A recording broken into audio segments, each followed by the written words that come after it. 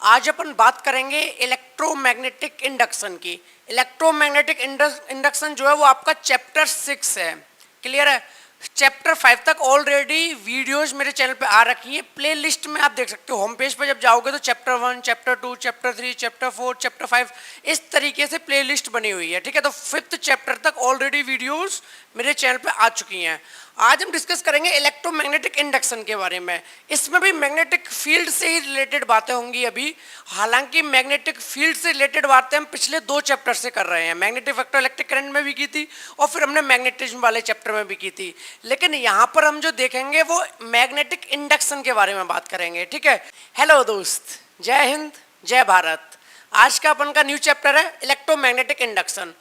तो electromagnetic induction तो आप लोगों ने थोड़ा 10th में भी सुना था। इलेक्ट्रोमैग्नेटिक इंडक्शन क्या होता था? यानी मैग्नेटिक फील्ड की वजह से करंट इंड्यूस होता था। याद आ रहा है ना? ये वाली बात तो थोड़ी सी 10th में भी की थी। जो magnetic vector electric current chapter था उसमें भी थोड़ी सी बात यही थी। जहां पर भी मैग्नेटिक फील्ड होता है, ठीक है, वहां पर क्या होता है? करंट इंड्यूस्ड होता है और वहीं पर हमने पढ़ा था उसे इलेक्ट्रोमैग्नेटिक इंडक्शन कहते हैं। यहाँ हम अच्छे से डिटेल में पढ़ेंगे चीज़ों को। तो सबसे पहले जो हमें टर्म समझने की जरूरत है वो है हमारा मैग्नेटिक फ्लक्स। तो मैग्नेटिक फ्लक्स क्या होता है पहले ये समझते हैं। तो the magnetic flux through any surface placed in a magnetic field is the total number of magnetic field lines of force crossing this surface normally। यानी आपका जो मैग्नेटिक फ्लक्स होता है वो आपका किसी भी सरफेस पर क्या होता है? मैग्नेटिक फील्ड जो total number of magnetic field line वहां से क्रॉस कर रही हैं वो total number of magnetic field line of force आपको बताती है मैग्नेटिक फ्लक्स के बारे में।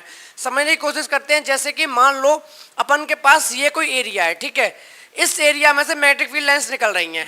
एक निकली, दूसरी निकली, तीसरी निकली, चौथी निकली, ठीक है, इस तरीके से मैग्नेटिक फील्ड लाइन निकल रही हैं परपेंडिकुलरली। आपकी मैग्नेटिक फील्ड लाइंस इस तरीके से निकल रही हैं और ये आपका कोई एक सरफेस एरिया है। जैसे कि ये सरफेस एरिया से मैग्नेटिक फील्ड लाइंस निकल रही हैं। तो जितनी number of magnetic field lines ज़्यादा निकलेंगी या को जितनी मैग्नेटिक फील्ड लाइंस निकल रही हैं उसी को मैग्नेटिक फ्लक्स कहते हैं। तो डेफिनेशन में क्या है हमारा? Magnetic flux through any surface, किसी भी सरफेस से placed in a magnetic field. और वो सरफेस किस में रखा हो? मैग्नेटिक फील्ड में, क्योंकि मैग्नेटिक फील्ड लाइन कहाँ से निकल रही होंगी? जहाँ पर मैग्नेटिक फील्ड होगा तो आपको मैग्नेटिक फील्ड के बीच में रखना पड़ेगा ना। जब आप मैग्नेटिक फील्ड के बीच में रखोगे तभी तो चेक करोगे कि इस एरिया से कितनी मैग्नेटिक फील्ड लाइंस निकल रही हैं। ठीक है, placed in a magnetic field is the total number of magnetic line of force crossing this surface normally. यानी इस सरफेस को क्रॉस कर रही होंगी, वो भी कैसे? नॉर्मली, यानी परपेंडिकुलर, इस तरीके से। ये सर्फेसेस के परपेंडिकुलर जितनी भी मैग्नेटिक फील्ड लाइंस निकलेंगी, मैग्नेटिक लाइन ऑफ फोर्स, तो हम कहेंगे वो मैग्नेटिक फ्लक्स है। ठीक है, तो आगे बात करते हैं। It is measured as the product of the component of the magnetic field normal to the surface and the surface area. अब एक बात बताओ, अभी मैंने क्या बोला मेरे भाई? हमने बोला किसी भी सरफेस एरिया को जब मैग्नेटिक फील्ड में रखेंगे उस सरफेस एरिया में से जितनी लाइंस परपेंडिकुलर ली जाएंगी, यानी इस तरीके से 90 डिग्री का एंगल बनाते हुए निकलेंगी, किसके साथ? इस एरिया के साथ, इस प्लेन के साथ, इस सरफेस के साथ, तो हम उसको बोलेंगे मैग्नेटिक फ्लक्स। लेकिन सपोज करो कि ये मैग्नेटिक फील्ड लाइंस परपेंडिकुलर ना जाके किसी एंगल पर हो, या मान लो कि मैग्नेटिक फील्ड लाइंस तो ऐसे ही जा रही है लेकिन ये हमारा इस तरीके से हो, ये परपेंडिकुलर ना हो, तो हम क्या करेंगे? तो उसके लिए इन्होंने बोला है कि इसको जो मेजर करते हैं वो मेजर कैसे करते हैं? वो मेजर करते हैं product of the component of the magnetic field normal to the surface and the surface area. यानी हम मैग्नेटिक फील्ड का वो वाला कंपोनेंट लेंगे जो कि सरफेस एरिया के क्या होगा? परपेंडिकुलर होगा। कहने की बात क्या है समझते हैं, पहले ध्यान से समझना। यहाँ पे देखो 3 डायग्राम है मेरे भाई। अब 3 डायग्राम में एक चीज देखना कि जो ये वाला एरिया है, ठीक है, ये तो सेम वही वाली बात है कि इस तरीके से ऐसे रखा हुआ है, इसमें से मैग्नेटिक फील्ड लाइन निकल रही है, इसमें से मैग्नेटिक फील्ड लाइन निकल रही है परपेंडिकुलर। तो आप यहाँ पे देख सकते हो मैग्नेटिक फील्ड लाइन इस तरफ जा रही है और जो ये है ये एग्जैक्टली परपेंडिकुलर, यानी इस तरीके से है, मैग्नेटिक फील्ड लाइंस जा रही हैं। और आप एक बात जानते हो कि जो एरिया वेक्टर होता है, एरिया जो होता है पहले तो वेक्टर क्वांटिटी है, तो एरिया जो वेक्टर होता है उसका जो डायरेक्शन लिया जाता है वो एरिया के परपेंडिकुलर लिया जाता है। यानी कि जैसे कि मान लो ये अपन का एरिया है, ये अपन का एरिया है, तो इस एरिया का जो डायरेक्शन होगा वो इसके परपेंडिकुलर होगा। क्या होगा? परपेंडिकुलर, या तो इस तरफ या इस तरफ। इस एरिया का जो आपका क्या होगा? डायरेक्शन होगा वो किधर होगा, परपेंडिकुलर होगा। तो अब बात आती है कि मैग्नेटिक फील्ड लाइंस को ध्यान से समझना, मैं दो पॉइंट ऑफ व्यू से बात करूंगा। या तो मैग्नेटिक फील्ड लाइंस को ऐसे कहो कि भाई मैग्नेटिक फील्ड लाइन परपेंडिकुलर है इस सरफेस एरिया के, कोई दिक्कत। पहली बात तो कैसे बोल सकते हो कि मैग्नेटिक फील्ड लाइन इस सरफेस एरिया के क्या है, परपेंडिकुलर, क्योंकि 90 डिग्री बना रही है। या फिर अपनी बात को ऐसे कहो कि मैग्नेटिक फील्ड लाइन और एरिया वेक्टर सेम डायरेक्शन में, थीटा 0 है। तो कंफ्यूज मत होना, कुछ बच्चे कंफ्यूज हो जाते हैं कि सर कभी तो बोल रहे हो मैग्नेटिक फील्ड लाइन परपेंडिकुलर है और कभी बोल रहे हो magnetic field line same direction में जिस डायरेक्शन में एरिया है।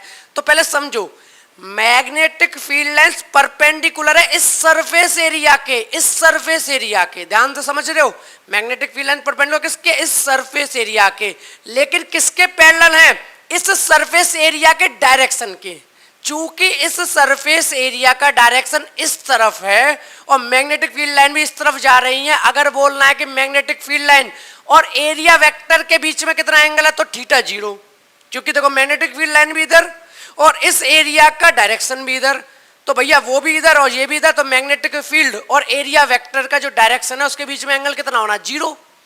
लेकिन अगर मैं बात करूं मैग्नेटिक फील्ड लाइन और इस एरिया के बीच में एंगल जो है इस सरफेस एरिया के, तो वो 90 है। तो कंफ्यूज नहीं होना है, अपनी बात को कहने का तरीका है, या तो कहो magnetic field lines area vector के अलोंग है, या कहो magnetic field lines surface area के परपेंडिकुलर हैं। Got it? पॉइंट क्लियर हो गया ये वाली बात बिल्कुल अच्छे से। तो वही बात हम यहाँ पे करेंगे कि अपन का देखो ये सरफेस एरिया है, कहने को तो ये परपेंडिकुलर है भैया, मैग्नेटिक फील्ड से परपेंडिकुलर है, लेकिन इसका एरिया वेक्टर किधर है, एन कैप इधर है, तो ए ये भी इधर और मैग्नेटिक फील्ड भी इधर, तो थीटा 0।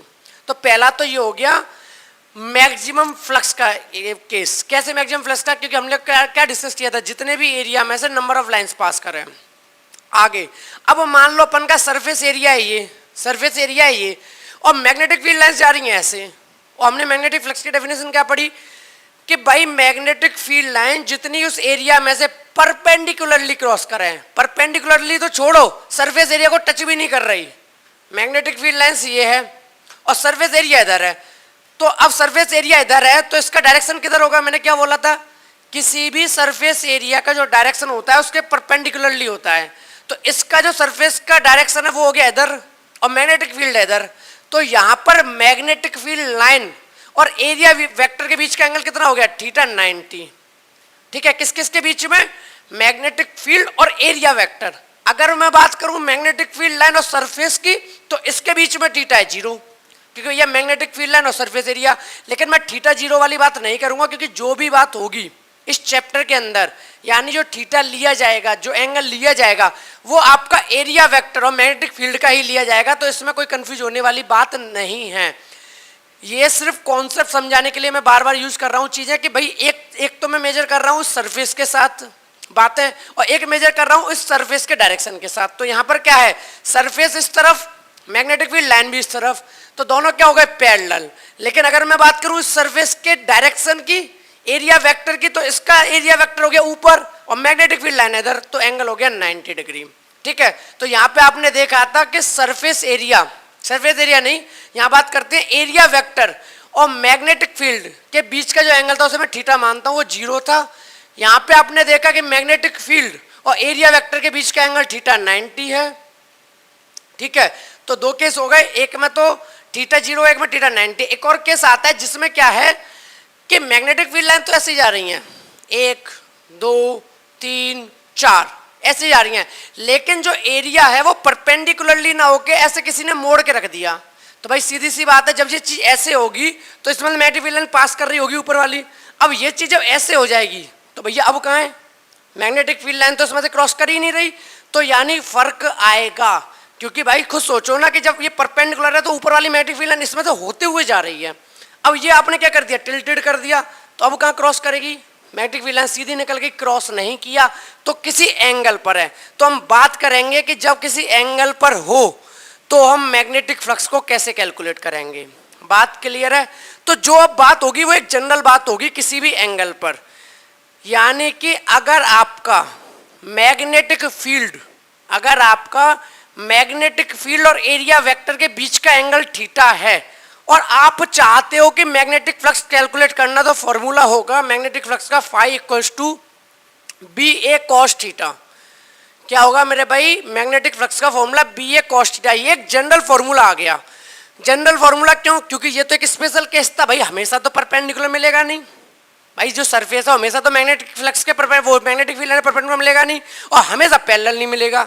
तो हमने एक जनरल ले लिया कि किसी एक एंगल पे, ठीक है। अब इस वाले फॉर्मूले से, यानी कि जिससे हम मैग्नेटिक फ्लक्स को कैलकुलेट कर रहे हैं बी ए कॉस थीटा, इससे सारे कंडीशंस सारी फुलफिल हो जाएंगी। नंबर 1 पहला, इन्होंने क्या बोला था कि भैया एरिया वेक्टर इस तरफ है, मैग्नेटिक फील्ड इस तरफ है, यानी थीटा 0। थीटा कितना? 0। तो लगा देते हैं cos 0, तो फाई की वैल्यू कितनी आ जाएगी? बी ए। कितनी आ जाएगी फाई की वैल्यू? बी ए आ जाएगी, यानी मैग्नेटिक फील्ड इनटू एरिया। इसीलिए बोला गया था यहाँ पे मैक्सिमम फ्लक्स होता है जब आपका magnetic field line surface area के परपेंडिकुलर हो, या फिर ऐसे बोलो कि मैग्नेटिक फील्ड लाइंस और एरिया वेक्टर सेम डायरेक्शन में हो, तो आपको मैक्सिमम फ्लक्स मिलता है। वो देख के पता चल रहा है phi equals to B A. General है। अब इस वाले की बात कर लेते हैं कि मान लो मैग्नेटिक फ्लक्स जो है, मैग्नेटिक फील्ड लाइन जो तो इस तरफ है, और जो एरिया वेक्टर है वो परपेंडिकुलर है, क्योंकि ऐसे रखा है, और मैग्नेटिक फील्ड लाइन ऐसे निकल गई, तो क्रॉस तो किया ही नहीं भाई। हमारी तो कंडीशन ये थी ना, सरफेस एरिया में से कितनी मैग्नेटिक फील्ड लाइन निकल रही है, मैग्नेटिक फील्ड लाइन ये रहा, मैग्नेटिक वो सरफेस एरिया ये रहा, मैग्नेटिक फील्ड लाइन ये रही भैया, क्रॉस ही नहीं किया। तो हमने देखा कि भाई सरफेस एरिया का एरिया वेक्टर का डायरेक्शन ये, मैग्नेटिक फील्ड लाइन ये, थीटा कितना 90। हमने भैया वैल्यू पुट की बी ए कॉस 90, और हम जानते हैं कि कॉस 90 क्या होता है? 0। तो यहाँ से फाई निकल आया 0, यानी यहाँ पर मैग्नेटिक फ्लक्स है ही नहीं, ठीक है, 0 फ्लक्स। इसीलिए क्या लिखा है इन्होंने? 0 फ्लक्स। अब आ जाते हैं अपने फॉर्मूले पे, तो इसमें तो लग ही जाएगा बी ए कॉस थीटा, जितना एंगल आप पुट कर दो। क्लियर है? तो आपको मैग्नेटिक फ्लक्स अच्छे से समझ आ गया। तो आपको बस एक जनरल फॉर्मूला याद रखना, phi equals to B A cos theta. सारे जो स्पेशल केस हैं कि भाई अगर परपेंडिकुलर है तो, अगर पैरेलल है तो, ठीक है, किसी एंगल पे तो सब कुछ फुलफिल हो जाएगा।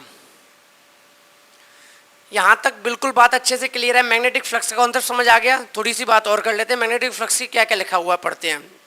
It is measured as the product of the component of the magnetic field normal to the surface area and the surface area. ये तो क्लियर हो ही गया, ठीक है। उसके क्या होता है? नॉर्मल होता है। Okay. Magnetic flux is a scalar quantity. ये याद ध्यान रखना कि जो आपका मैग्नेटिक फ्लक्स होता है वो कैसी क्वांटिटी है? स्केलर क्वांटिटी, यानी उसमें डायरेक्शन की बात नहीं होती। डिनोटेड बाय फाई बी और फाई बी या फाई। मैग्नेटिक फ्लक्स को सिंपल या तो फाई लिख दो या फिर फाई के साइड में बी लिख दो, चॉइस आपके। ठीक है, मैग्नेटिक फ्लक्स फाई से। स्केलर क्वांटिटी है, क्योंकि खुद सोचो ना स्केलर क्वांटिटी कैसे है मैग्नेटिक फ्लक्स, क्योंकि हम तो बात ये कर रहे हैं कि किसी भी सरफेस एरिया में से कितनी लाइन क्रॉस की, 1 2 3 4। अब भैया 4 लाइन चाहे ऐसे क्रॉस कर जाएं चाहे ऐसे क्रॉस कर जाएं, हमें कोई फर्क नहीं पड़ेगा। हमें तो नंबर ऑफ लाइन से फर्क है। नंबर ऑफ लाइन ज्यादा होंगी फ्लक्स ज्यादा होगा, नंबर ऑफ लाइन कम होंगी फ्लक्स कम होगा। क्लियर है? तो magnetic flux is a scalar quantity. ठीक है, स्क्रीनशॉट लेना हो स्क्रीनशॉट ले लो, नोट करना हो नोट कर लो, फिर आगे बढ़ता हूँ। नोट कर लिया? ठीक है, आगे बात करते हैं। अब आगे बात आती है, if a uniform magnetic field B passes normally through a plane surface area. अगर uniform magnetic field normally pass कर रहा है किसी भी सरफेस एरिया से, जो अभी वाला केस था, किसी भी सरफेस एरिया से कैसे पास कर रहा है मैग्नेटिक फील्ड? नॉर्मली पास कर रहा है, या फिर ऐसे कहो कि इसके एरिया वेक्टर के अलोंग पास कर रहा है, यानी जिस डायरेक्शन में एरिया वेक्टर है उसी डायरेक्शन में मैग्नेटिक फील्ड है, या कहो इस सरफेस एरिया के मैग्नेटिक फील्ड परपेंडिकुलरली हैं, तो जो आपका मैग्नेटिक फ्लक्स आएगा वो फाई इक्वल्स टू बी ए आएगा। वो तो मैंने अभी भी समझा दिया था कि मैग्नेटिक फ्लक्स आपका कितना आएगा? B multiply by A. ठीक है भाई, आगे if the field B makes an angle theta with the normal drawn to the area A, then अगर जो मैग्नेटिक फील्ड है वो आपका थीटा एंगल बना रहा है नॉर्मल के साथ, जैसे मान लो ये अपन का एक सरफेस एरिया है, ठीक है, ये अपन का क्या है? एक सरफेस एरिया, इसका एरिया वेक्टर है इस डायरेक्शन में, और ये है हमारा मैग्नेटिक फील्ड बी वेक्टर। अगर इसको जैसे सरफेस एरिया ये है, ठीक है, अब सरफेस एरिया अगर ऐसे परपेंडिकुलर रखा है तो सीधी सी बात है कि भाई इसका डायरेक्शन क्या होगा एरिया वेक्टर का? ये वाला होगा, क्योंकि हमने बात की कि कोई भी सरफेस एरिया होता है इसके क्या होता है? Perpendicular area vector. अब मान लो मैग्नेटिक फील्ड लाइन सीधी ना जाके ऐसे क्रॉस कर रही है ऊपर की तरफ, तो हमने देखा कि मैग्नेटिक फील्ड लाइन ऊपर है, एरिया वेक्टर इस तरफ है, तो इस बार देखो मैग्नेटिक फील्ड लाइन ऊपर है, एरिया वेक्टर इधर है, तो इनके बीच में क्या हो गया? कुछ ना कुछ एंगल हो गया। एंगल कितना माना मैंने? थीटा माना। तो ये कह रहा है कि अगर अब आप मैग्नेटिक फ्लक्स निकालना चाहते हो तो आपको क्या करना पड़ेगा? पहले कॉन्सेप्ट समझ लो फिर फॉर्मूला बता दूंगा। कॉन्सेप्ट हमारा ये कहता है कि मैग्नेटिक फील्ड लाइन जो है या मैग्नेटिक फील्ड जो है वो एरिया वेक्टर के अलॉन्ग होनी चाहिए, बात खत्म। कॉन्सेप्ट इतना है। क्या बोला? जो आपका मैग्नेटिक फील्ड है वो किसके अलॉन्ग होना चाहिए? एरिया वेक्टर के, बस उसी को हम कंसीडर करते हैं। बाकी का मैग्नेटिक फील्ड जाए बाढ़ में, उससे हमें कोई मतलब नहीं है। तो देखते हैं, अगर ये एंगल थीटा है तो देखो इसके दो कंपोनेंट हो जाएंगे। कौन कौन से? हॉरिजॉन्टल और वर्टिकल। अब हॉरिजॉन्टल कंपोनेंट क्या होगा इसका, मैग्नेटिक फील्ड का इधर वाला? B cos theta. कितना हो जाएगा horizontal component? B cos theta. तो समझ में आया? हॉरिजॉन्टल कंपोनेंट कितना हो गया? B cos theta. Perpendicular component क्या हो जाएगा? B sine theta. क्या हो जाएगा perpendicular component? B sine theta. तो इसका परपेंडिकुलर कंपोनेंट हो जाएगा बी साइन थीटा। और हमें परपेंडिकुलर वाले से कोई मतलब नहीं है, हमें इस मैग्नेटिक फील्ड का सिर्फ वो वाला कंपोनेंट चाहिए जो एरिया वेक्टर के डायरेक्शन के अलोंग हो, बात खत्म। अगर पूरा का पूरा मैग्नेटिक फील्ड एरिया वेक्टर के अलोंग हो तो बहुत अच्छी बात है। जैसे भाई सरफेस एरिया था, ये सरफेस एरिया अगर ये था आपका तो एरिया वेक्टर का डायरेक्शन ये था, एरिया वेक्टर का डायरेक्शन ये था, मैग्नेटिक फील्ड पूरा का पूरा एरिया वेक्टर के अलोंग था। तो ये तो बहुत अच्छी बात थी ना कि पूरा का पूरा मैग्नेटिक फील्ड एरिया वेक्टर के अलोंग था। तो हमने मैग्नेटिक फ्लक्स को फाई इक्वल टू क्या बोल दिया था? बी ए बोल दिया था। लेकिन चूंकि बी एक एंगल पर है, चूंकि हमारा मैग्नेटिक फील्ड एरिया वेक्टर के साथ एक एंगल पर है, मैंने कंडीशन क्या बोली? मैं उसी मैग्नेटिक फील्ड को कंसीडर करूंगा जो मेरा एरिया वेक्टर के अलोंग होगा। क्लियर है? अब एक बात बताओ, एरिया वेक्टर के अलोंग कैसे निकालूं मैं? इसके मैंने दो कंपोनेंट कर दिए, वर्टिकल और हॉरिजॉन्टल। वर्टिकल से मुझे मतलब नहीं, मैंने देखा कि भाई मैग्नेटिक फील्ड जो ए के अलोंग आ रहा है, जो ए के हिस्से में आ रहा है, जो ए के डायरेक्शन में जा रहा है, एरिया वेक्टर के डायरेक्शन में जा रहा है, वो कितना जा रहा है? B cos theta. तो हमने क्या ले लिया? मल्टीप्लाई कर दिया। तो फाई कस टू आ गया B A cos theta. Clear है? कॉन्सेप्ट समझ में आ गया कि फ्लक्स का कॉन्सेप्ट क्या है? कि सीधी सी बात है, जिधर भी एरिया हो, आपका ये एरिया है, एरिया इस अलोंग है तो मैग्नेटिक फील्ड इसके अलोंग वाला कंसीडर होगा। आपने सरफेस एरिया ऐसे रखा, एरिया वेक्टर ऊपर गया, मैग्नेटिक फील्ड इसके अलोंग वाला कंसीडर होगा। आपने सरफेस एरिया को ऐसे उल्टा रख दिया, इसका परपेंडिकुलर है इस तरफ, तो भैया मैग्नेटिक फील्ड भी इस डायरेक्शन के अलोंग वाला ही कंसीडर होगा, बस बात खत्म। ठीक है? लेकिन आपको बस ये कॉन्सेप्ट समझाने के लिए था, आपको तो सीधा सा फॉर्मूला मिल गया phi equal to B A cos theta, where cos theta में जो थीटा है, theta is the angle between the magnetic field line and the area vector. ठीक है? तो इसको हम कह सकते हैं क्रॉस प्रोडक्ट, क्योंकि आप जानते हो दो वेक्टर का जब कॉस थीटा होता है मल्टीप्लाई तो हम उसे क्या रखते हैं? Dot product. तो B vector dot A vector. अब बात कर लेते हैं, ये तो बात कर ही ली कि जो हमारी मैग्नेटिक फ्लक्स है वो एक स्केलर क्वांटिटी है, क्योंकि डॉट प्रोडक्ट हमेशा स्केलर क्वांटिटी देता है। ठीक है? अब बात कर लेते हैं एसआई यूनिट क्या होगी, यानी मैग्नेटिक फ्लक्स को हम जब कैलकुलेट करेंगे तो क्या लिखेंगे पीछे? तो SI unit of magnetic flux is weber, WEBER, weber. ठीक है? WB भी लिखते हैं, और tesla metre square. Magnetic flux की एसआई यूनिट क्या है? Tesla metre square. Tesla metre square तो यहीं से आ गई B cross A. Magnetic field की टेस्ला होती है, एरिया की मीटर स्क्वायर, तो टेस्ला मीटर स्क्वायर। तो क्लियर है आपका? या वेबर लिखो, मैग्नेटिक फ्लक्स की वेबर है और मैग्नेटिक फील्ड की टेस्ला है। आगे अब बात आती है कि भाई 1 वेबर से आप क्या समझते हो कि आपका जो मैग्नेटिक फ्लक्स है वो 1 वेबर कब होगा? आप देखो यहीं से देख लेता हूं, अगर मैग्नेटिक फील्ड मेरा 1 हो जाए, 1 टेस्ला, और एरिया मेरा 1 मीटर स्क्वायर हो जाए, आप भाई फॉर्मूले को देखो ना, मैग्नेटिक फ्लक्स पूछ रहा है कि 1 वेबर कब होगा? 1 WB। मैग्नेटिक फ्लक्स 1 वेबर को मुझे डिफाइन करना है, तो मैग्नेटिक फ्लक्स मेरा 1 वेबर कब होगा? जब मेरा जो मैग्नेटिक फील्ड यानी कि बी है उसकी वैल्यू 1 रख दे कोई, और जो मेरा एरिया है उसको 1 रख दे, तो मेरा मैग्नेटिक फ्लक्स 1 वेबर आएगा। तो अब डेफिनेशन सुन लो, फॉर्मूले से ही आएगी। 1 weber is the magnetic flux, या 1 weber is the flux. 1 weber is the flux produced when a uniform magnetic field of 1 tesla act normally over an area of 1 metre square. यानी 1 weber आपका magnetic flux होगा जब आपका 1 tesla का magnetic field perpendicularly 1 metre square के surface area पर जाएगा, तो आप कहोगे आपका जो मैग्नेटिक फ्लक्स है वो 1 वेबर है। क्लियर है? फिर से समझाता हूं, अगर 1 टेस्ला मैग्नेटिक फील्ड आपका 1 मीटर स्क्वायर के सरफेस एरिया से होते हुए निकलेगा, तो हम कहेंगे उस जगह पर जो मैग्नेटिक फ्लक्स है हमारा वो 1 वेबर का है या 1 टेस्ला मीटर स्क्वायर का है। आई होप आपको कॉन्सेप्ट क्लियर हो गया होगा। नोट करना हो नोट कर लो, वरना स्क्रीनशॉट ले लो, फिर आगे बढ़ते हैं। नोट कर लिया, आगे बढ़ते हैं। एसआई यूनिट क्लियर हो गई। एसआई यूनिट क्या मैग्नेटिक फ्लक्स की वेबर है, ठीक है। आगे अब आपसे बात की गई है सीजीएस यूनिट की। सीजीएस यूनिट ऑफ वो मैग्नेटिक फ्लक्स होती है मैक्सवेल, ठीक है। सीजीएस यूनिट का मतलब क्या है, जब डिस्टेंस सेंटीमीटर में हो, मास ग्राम में हो, ठीक है, टाइम सेकंड में हो, तब जब हम मैग्नेटिक फ्लक्स यूनिट की बात करते हैं वो मैक्सवेल होती है। तो कहने का मतलब बस इतना है कि मैक्सवेल और वेबर, मैक्सवेल और वेबर दोनों ही क्या है, मैग्नेटिक फ्लक्स की यूनिट्स हैं। लेकिन अगर आपसे ऐसा यूनिट पूछी जाए तो आपका जवाब वेबर ही होगा, यानी डब्ल्यू बी होगा, ठीक है। लेकिन अगर आपसे यूनिट पूछी जाए तो आपको याद रखना है कि मैक्सवेल भी मैग्नेटिक फ्लक्स की यूनिट है। जैसे डिस्टेंस की ऐसा यूनिट तो मीटर होती है, पर डिस्टेंस को मीटर में भी बोल सकते हैं, सेंटीमीटर में भी बोल सकते हैं, किलोमीटर में भी बोल सकते हैं, मिलीमीटर में भी बोल सकते हैं, माइक्रोमीटर में भी बोल सकते हैं, नैनोमीटर में बोल सकते हैं, पिकोमीटर में भी बोल सकते हैं।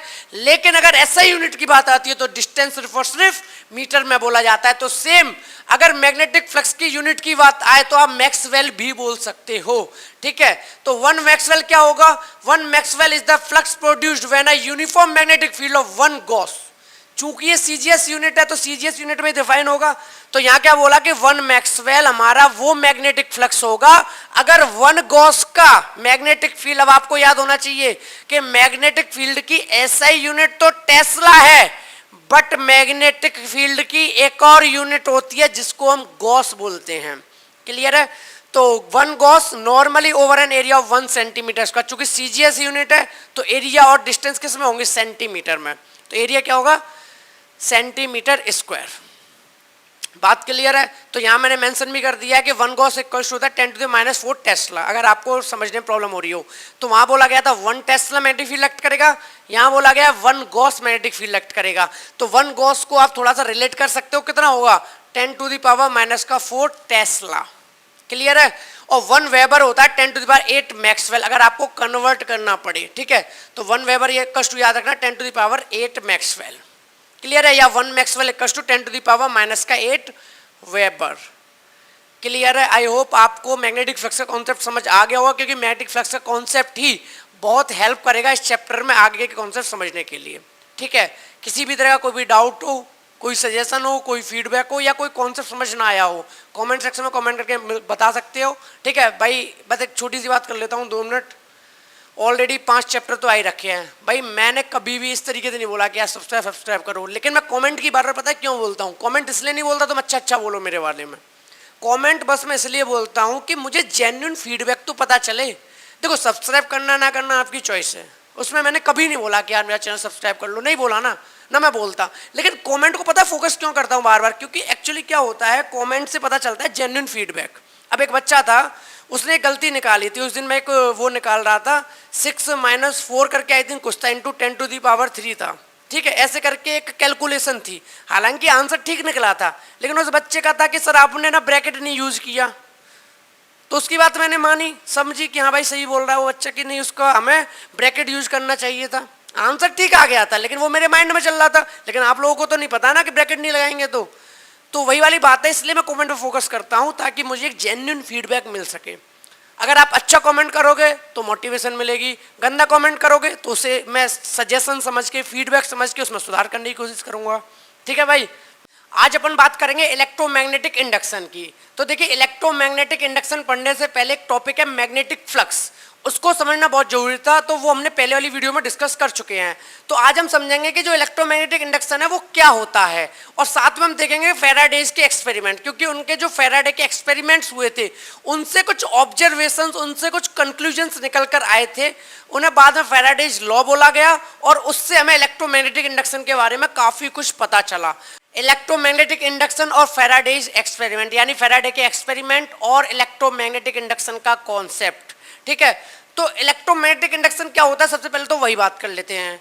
तो the phenomenon of production of induced EMF, जो फिनोमेनन है किसको, ईएमएफ को इंड्यूस्ड करने का, एंड हेंस इंड्यूस्ड करंट। तो कंफ्यूज नहीं होना है, इंड्यूस्ड ईएमएफ बोल लो इलेक्ट्रोमोटिव फोर्स, भाई ईएमएफ होगा तभी तो करंट आएगा। तो अपनी बात को कहने का तरीका या तो कह लो ईएमएफ इंड्यूस्ड हुई, चाहे कह लो ईएमएफ इंड्यूस्ड होने की वजह से करंट इंड्यूस्ड हुआ। तो इंड्यूस्ड करंट तभी होगा जब ईएमएफ इंड्यूस होगी, ईएमएफ इंड्यूस हुई है यानी इंड्यूस्ड करंट होगा। तो दोनों बातें लिख दी है कि and hence induced current due to change of the magnetic flux, यानी जो फिनोमेनन होता है कि आपका करंट इंड्यूस्ड हो due to the magnetic flux. तो इसीलिए हमने पहले डिस्कस कर लिया था मैग्नेटिक फ्लक्स क्या होता है, वो अपन को अच्छे से पता है। तो मैग्नेटिक फ्लक्स की वजह से जो प्रोडक्शन होता है किसका, ईएमएफ का या इंड्यूस्ड करंट का with a closed circuit is called electromagnetic induction. इसको हम इलेक्ट्रोमैग्नेटिक इंडक्शन कहते हैं। अब थोड़ा सा समझेंगे कि किस तरीके से फ्लक्स में चेंज आता है और किस तरीके से उस फ्लक्स की वजह से ईएमएफ इंड्यूस्ड होता है। बात क्लियर है? तो यहाँ पर हम कुछ फैराडेज के एक्सपेरिमेंट की बात करते हैं, ठीक है। जो फैराडे साइंटिस्ट है उन्होंने कुछ एक्सपेरिमेंट किए थे, तो पहले हम अच्छे से एक्सपेरिमेंट को समझते हैं, फिर कुछ कंक्लूजन्स निकालेंगे, कुछ ऑब्जर्वेशंस देखेंगे कि उनके एक्सपेरिमेंट्स में अपन को क्या ऑब्जर्वेशंस मिले, ठीक है। तो उनके 3 एक्सपेरिमेंट थे मोटे मोटे। तो एक एक्सपेरिमेंट की बात करते हैं, नंबर 1 एक्सपेरिमेंट। इन्होंने क्या कहा, induced EMF with a stationary coil and moving magnet. Induced EMF यानी ईएमएफ को इंड्यूस करना किससे, स्टेशनरी कॉइल है। जो कॉइल है वो तो स्टेशनरी है, कॉइल क्या है आपकी ये वाली, ठीक है, जो ये टर्न है सोलिनॉइड की तरह, ये कॉइल है। तो पहले मैं आपको पूरा सेटअप समझा देता हूँ। देखो ये कॉइल है, यहाँ पर हमने गैल्वेनोमीटर लगा रखा है। गैल्वेनोमीटर क्यों लगा रखा है, क्योंकि हम बात कर रहे हैं कि भाई यहाँ करंट इंड्यूस्ड होगा या ईएमएफ इंड्यूस्ड होगी। तो एक बात बताओ, पता कौन करेगा कि करंट इंड्यूस्ड हुआ कि नहीं हुआ? तो ये वाली बात पता करेगा गैल्वेनोमीटर। अगर गैल्वेनोमीटर में आया डिफ्लेक्शन, भैया करंट आया। गैल्वेनोमीटर में डिफ्लेक्शन नहीं है तो करंट नहीं है। तो इसीलिए हमें इस कॉइल से गैल्वेनोमीटर को कनेक्ट करना पड़ रहा है ताकि पता तो चले कि भाई करंट इंड्यूस्ड हुआ कि नहीं हुआ। आगे की बात, अब बात आती है कि भाई मैग्नेटिक फ्लक्स के चेंज करने की वजह से ईएमएफ इंड्यूस्ड होता है। मेरी बातों को पॉइंट करना, फोकस करना। मैंने क्या बोला, मैग्नेटिक फ्लक्स को चेंज करने की वजह से ईएमएफ इंड्यूस्ड होता है। मैंने ये नहीं बोला कि मैग्नेटिक फ्लक्स की वजह से ईएमएफ इंड्यूस्ड होता है, दोनों बातें अलग अलग हैं। पॉइंट क्लियर है? सिर्फ मैग्नेटिक फ्लक्स है तो इस बेसिस पर नहीं कहूंगा कि ईएमएफ इंड्यूस्ड होगा। मैग्नेटिक फ्लक्स होने से ईएमएफ इंड्यूस्ड नहीं होता, मैग्नेटिक फ्लक्स के बदलने से। चाहे फिर उसको बढ़ा के आगे ले जाओ, चाहे उसको कम करके पीछे ले जाओ, तो मैग्नेटिक फ्लक्स के बदलने से ईएमएफ इंड्यूस्ड होता है। पॉइंट बिल्कुल अच्छे से दिमाग में बैठ गया कि मैग्नेटिक फ्लक्स है, ईएमएफ होगा ना। मैग्नेटिक फ्लक्स चेंज हो रहा है तो ईएमएफ होगा, हाँ क्लियर है, ठीक है। अब बात आती है भैया मैग्नेटिक फ्लक्स चेंज कैसे होगा। अब क्या बात आती है, मैग्नेटिक फ्लक्स चेंज कैसे हो। अब मैग्नेटिक फ्लक्स होता क्या है भैया, मैग्नेटिक फील्ड लाइन जितने एरिया में से पास करें, ज्यादा कम ज्यादा कम। तो एक काम करें, अगर मैग्नेट की वजह से मैग्नेटिक फील्ड लाइन निकल रही है और मैग्नेट को आगे पीछे करते रहे तो भैया मैग्नेटिक फ्लक्स तो वैसे बदल जाएगा। हम पास ले गए, मैग्नेटिक फील्ड लाइन ज्यादा हो गई, दूर ले गए, मैग्नेटिक फील्ड लाइन कम हो गई, तो मैग्नेटिक फ्लक्स तो बदल गया ना। तो वही वाला एक्सपेरिमेंट है पहला कि भैया जो कॉइल है जिसके अंदर करंट इंड्यूस्ड होने वाला है, जो ये कॉइल है जिसके अंदर करंट इंड्यूस्ड होने वाला है, जिसमें हमने गैल्वेनोमीटर लगा के रखा है कि करंट इंड्यूस्ड हुआ कि नहीं हुआ। ये तो स्टेशनरी है, ये कैसा है, स्टेशनरी, रेस्ट में है। लेकिन इस मैग्नेट को हम आगे पीछे करेंगे, जो ये मैग्नेट है इसको क्या करेंगे, आगे पीछे। तो आप जानते हो कि मैग्नेट को आगे लाएंगे भैया मैग्नेटिक फील्ड लाइन ज्यादा आएंगी, इधर पीछे ले जाएंगे मैग्नेटिक फील्ड लाइन कम होंगी। तो अगर चेंज होगा मैग्नेटिक फ्लक्स में तो करंट इंड्यूस होगा। तो ऑब्जर्वेशन यही निकला कि भाई जैसे ही इसको आगे पीछे किया गया गैल्वेनोमीटर में डिफ्लेक्शन शो हुआ, गैल्वेनोमीटर में डिफ्लेक्शन शो हुआ। क्लियर है, पहली बात ये क्लियर हो गई। अब गैल्वेनोमीटर में डिफ्लेक्शन शो हुआ, इसकी थोड़ी सी बात और अच्छे से कर लेता हूं कि क्या देखा गया, ध्यान से समझना। जब मैग्नेट को इस कॉइल के पास लाया गया, जब इस मैग्नेट को इस कॉइल के पास लाया गया तो मान लो गैल्वेनोमीटर इस तरफ डिफ्लेक्ट हो रहा था। किस तरफ डिफ्लेक्ट हो रहा था, लेफ्ट की तरफ। गैल्वेनोमीटर लेफ्ट की तरफ डिफ्लेक्ट हो रहा था जब हम इस मैग्नेट को कहां लाए थे, इस कॉइल के पास लाए थे। पर देखा यह गया कि जब कॉइल को दूर ले गए तो गैल्वेनोमीटर में डिफ्लेक्शन तो हुआ लेकिन इसके अपोजिट डायरेक्शन में हुआ। अब इसकी कुछ बातें हम आगे लेंजिस लॉ में करेंगे। क्लियर है? तो पहले मैंने इतना समझा दिया कि अगर आपकी कॉइल फिक्स है, मैग्नेट को हिलाओगे डुलाओगे तो मैग्नेटिक फ्लक्स बदलेगा, मैग्नेटिक फ्लक्स बदलेगा तो करंट या ईएमएफ इंड्यूस्ड होगा। मुझे कैसे पता चला करंट और ईएमएफ इंड्यूस्ड हुआ? भैया गैल्वेनोमीटर लग रहा है ना, डिफ्लेक्शन दे रहा है, मतलब कि उसमें यानी इंड्यूस्ड हुआ ईएमएफ। लेकिन मैंने बस एक बात दिमाग में डाल दी तुम्हारे अभी से। क्या दिमाग में डाल दी? कि भैया डायरेक्शन दो मिल रहे हैं, जब पास ला रहे हैं तो मान लो ये डायरेक्शन मिल रहा है, गैल्वेनोमीटर कह रहा है कि भैया लेफ्ट की तरफ चलो, और जब दूर ले जा रहे हैं तो राइट की तरफ। ये वाली बात हम करेंगे आगे, पर फिलहाल हमारा फोकस है कि ईएमएफ इंड्यूस्ड हुआ या नहीं हुआ। तो यस हुआ। अब ये बोलने लगे कि यार एक बात बताओ, जब पहले एक्सपेरिमेंट में हमने सोचा कि भैया मैग्नेट को घुमा रहे हैं तो एक काम नहीं कर सकते, मैग्नेट को फिक्स कर दें, जो ये कॉइल है इसको ही घुमा दें, तब भी तो मैग्नेटिक फील्ड कम ज्यादा हो जाएंगे। भैया हमारी तो कंडीशन बस इतनी है कि मैग्नेटिक फ्लक्स चेंज होता रहे। तो अगर मैग्नेट को घुमा रहे तो ये मैग्नेट फिक्स कर दो, इसको घुमा लो। तो दूसरा एक्सपेरिमेंट यही था। दूसरा एक्सपेरिमेंट था कि भैया induced EMF with a stationary magnet and moving coil, यानी इस बार ये मैग्नेट तो देखो फिक्स है नॉर्थ साउथ, ठीक है, और वेलोसिटी है 0, यानी कि मूव नहीं कर रही। लेकिन इसमें देखो पहिए लग रहे हैं, इसमें क्या लग रहा है, जो ये अपन का कॉइल है इसमें क्या लग रहा है, पहिए लग रहा है, गैल्वेनोमीटर लगा हुआ है। तो भैया इधर उधर ले जाओ, तो जब इसको घुमा के आगे ले जाओगे मैग्नेटिक फील्ड लाइन ज्यादा मिलेंगी, जो इसमें से क्रॉस करेंगी तो मैग्नेटिक फ्लक्स ज्यादा होगा। जब इसको पीछे लेके आएंगे तो मैग्नेटिक फील्ड लाइन कम मिलेंगी, फ्लक्स में चेंज होगा। और जैसे ही कॉइल आगे पीछे जाएगी और मैग्नेटिक फील्ड लाइंस कम और ज्यादा होंगी तो फ्लक्स में चेंज होगा। और हमने यही तो बात की थी कि जो फ्लक्स में चेंज होता है तो हमारा ईएमएफ इंड्यूस्ड हो जाता है, हमारा करंट इंड्यूस्ड हो जाता है, और इस गैल्वेनोमीटर के अंदर डिफ्लेक्शन शो होने लगता है, यानी ये बताने लगता है कि भैया करंट इंड्यूस्ड हो गया। तो बात क्लियर है। अभी हमने दो एक्सपेरिमेंट देख लिए भैया कि मैग्नेट को घुमाओ आगे पीछे, मैग्नेटिक फ्लक्स इंड्यूस्ड हुआ, वो मैग्नेटिक फ्लक्स की वजह से ईएमएफ इंड्यूस्ड हुआ। और अगर मैग्नेट को फिक्स रख लो, इसको घुमाओ, तो भी अपन का क्या हुआ, मैग्नेटिक फ्लक्स की वजह से ईएमएफ इंड्यूस्ड हुआ। ठीक है, आगे बात करते हैं एक्सपेरिमेंट 3। अब इन्होंने क्या किया, इन्होंने कहा कि भैया देखो ये तो परमानेंट मैग्नेट है, इसका मैग्नेटिक फील्ड तो चेंज हो नहीं सकता, और ये हमारी कॉइल थी, इसको आगे पीछे कर रहे थे, मैग्नेटिक फ्लक्स बदल रहा था। लेकिन इन्होंने इस बार क्या किया कि एक जो मैग्नेट है, इस बार जो मैग्नेट ली वो ली आपकी टेम्परेरी मैग्नेट, या कह लो इलेक्ट्रोमैग्नेट। क्या ली, इलेक्ट्रोमैग्नेट, यानी वो मैग्नेट इसलिए है क्योंकि उसमें से इलेक्ट्रिक करंट पास हो रहा है। अब इसका फायदा क्या होगा, पहले के दोनों एक्सपेरिमेंट में क्या था, भैया मैग्नेट है, उनका जो भी मैग्नीट्यूड होगा मैग्नेटिक फील्ड वो तो कांस्टेंट रहेगा। लेकिन यहाँ क्या होता है, आप मैग्नेटिक फील्ड को कम ज्यादा कर सकते हो, यानी ना तो इस बार मैग्नेट को मूव कराना और ना ही इस बार कॉइल को मूव कराना। भैया मैग्नेट अपनी जगह, कॉइल अपनी जगह, बिल्कुल मूव नहीं कराना। एक नया तरीका ढूंढ लिया फ्लक्स को बदलने का। वो क्या बदल लिया कि एक बात बताओ, अगर इस वाले उसमें से, इस वाले कंडक्टर में से करंट पास होगा और करंट पास होगा तो मैं पता है कि मैग्नेटिक इफेक्ट मिलेगा, यानी मैग्नेटिक फील्ड प्रोड्यूस होगा। तो इन्होंने कहा कि एक रियोस्टेट भी लगा लो। रियोस्टेट से क्या हुआ, करंट को वेरी करेंगे। अगर करंट ज्यादा होगा मैग्नेटिक फील्ड की स्ट्रेंथ ज्यादा होगी, मैग्नेटिक फील्ड लाइन ज्यादा होंगी, फिर करंट को कम कर देंगे तो मैग्नेटिक फील्ड लाइन कम हो जाएंगी, मैग्नेटिक फील्ड की स्ट्रेंथ कम हो जाएगी। तो इसकी हेल्प से हमें क्या मिल जाएगा, चेंज इन मैग्नेटिक फ्लक्स मिलता रहेगा। मैग्नेटिक फील्ड ज्यादा, मैग्नेटिक फ्लक्स ज्यादा, मैग्नेटिक फील्ड कम, मैग्नेटिक फ्लक्स कम। तो इसकी वजह से यहां पर क्या होगा, इस वाले कंडक्टर में या इस वाले कॉइल में ईएमएफ इंड्यूस्ड हो जाएगा। क्या हो जाएगा, ईएमएफ इंड्यूस्ड हो जाएगा, यानी करंट इंड्यूस्ड हो जाएगा और गैल्वेनोमीटर डिफ्लेक्शन शो करने लगेगा। तो हमने फैराडे के 3 एक्सपेरिमेंट्स देखे, जिसमें उन्होंने एक बार मैग्नेटिक फ्लक्स को चेंज करने के लिए मैग्नेट को घुमाया, एक बार कॉइल को घुमाया, एक बार एक इलेक्ट्रोमैग्नेट ले ली।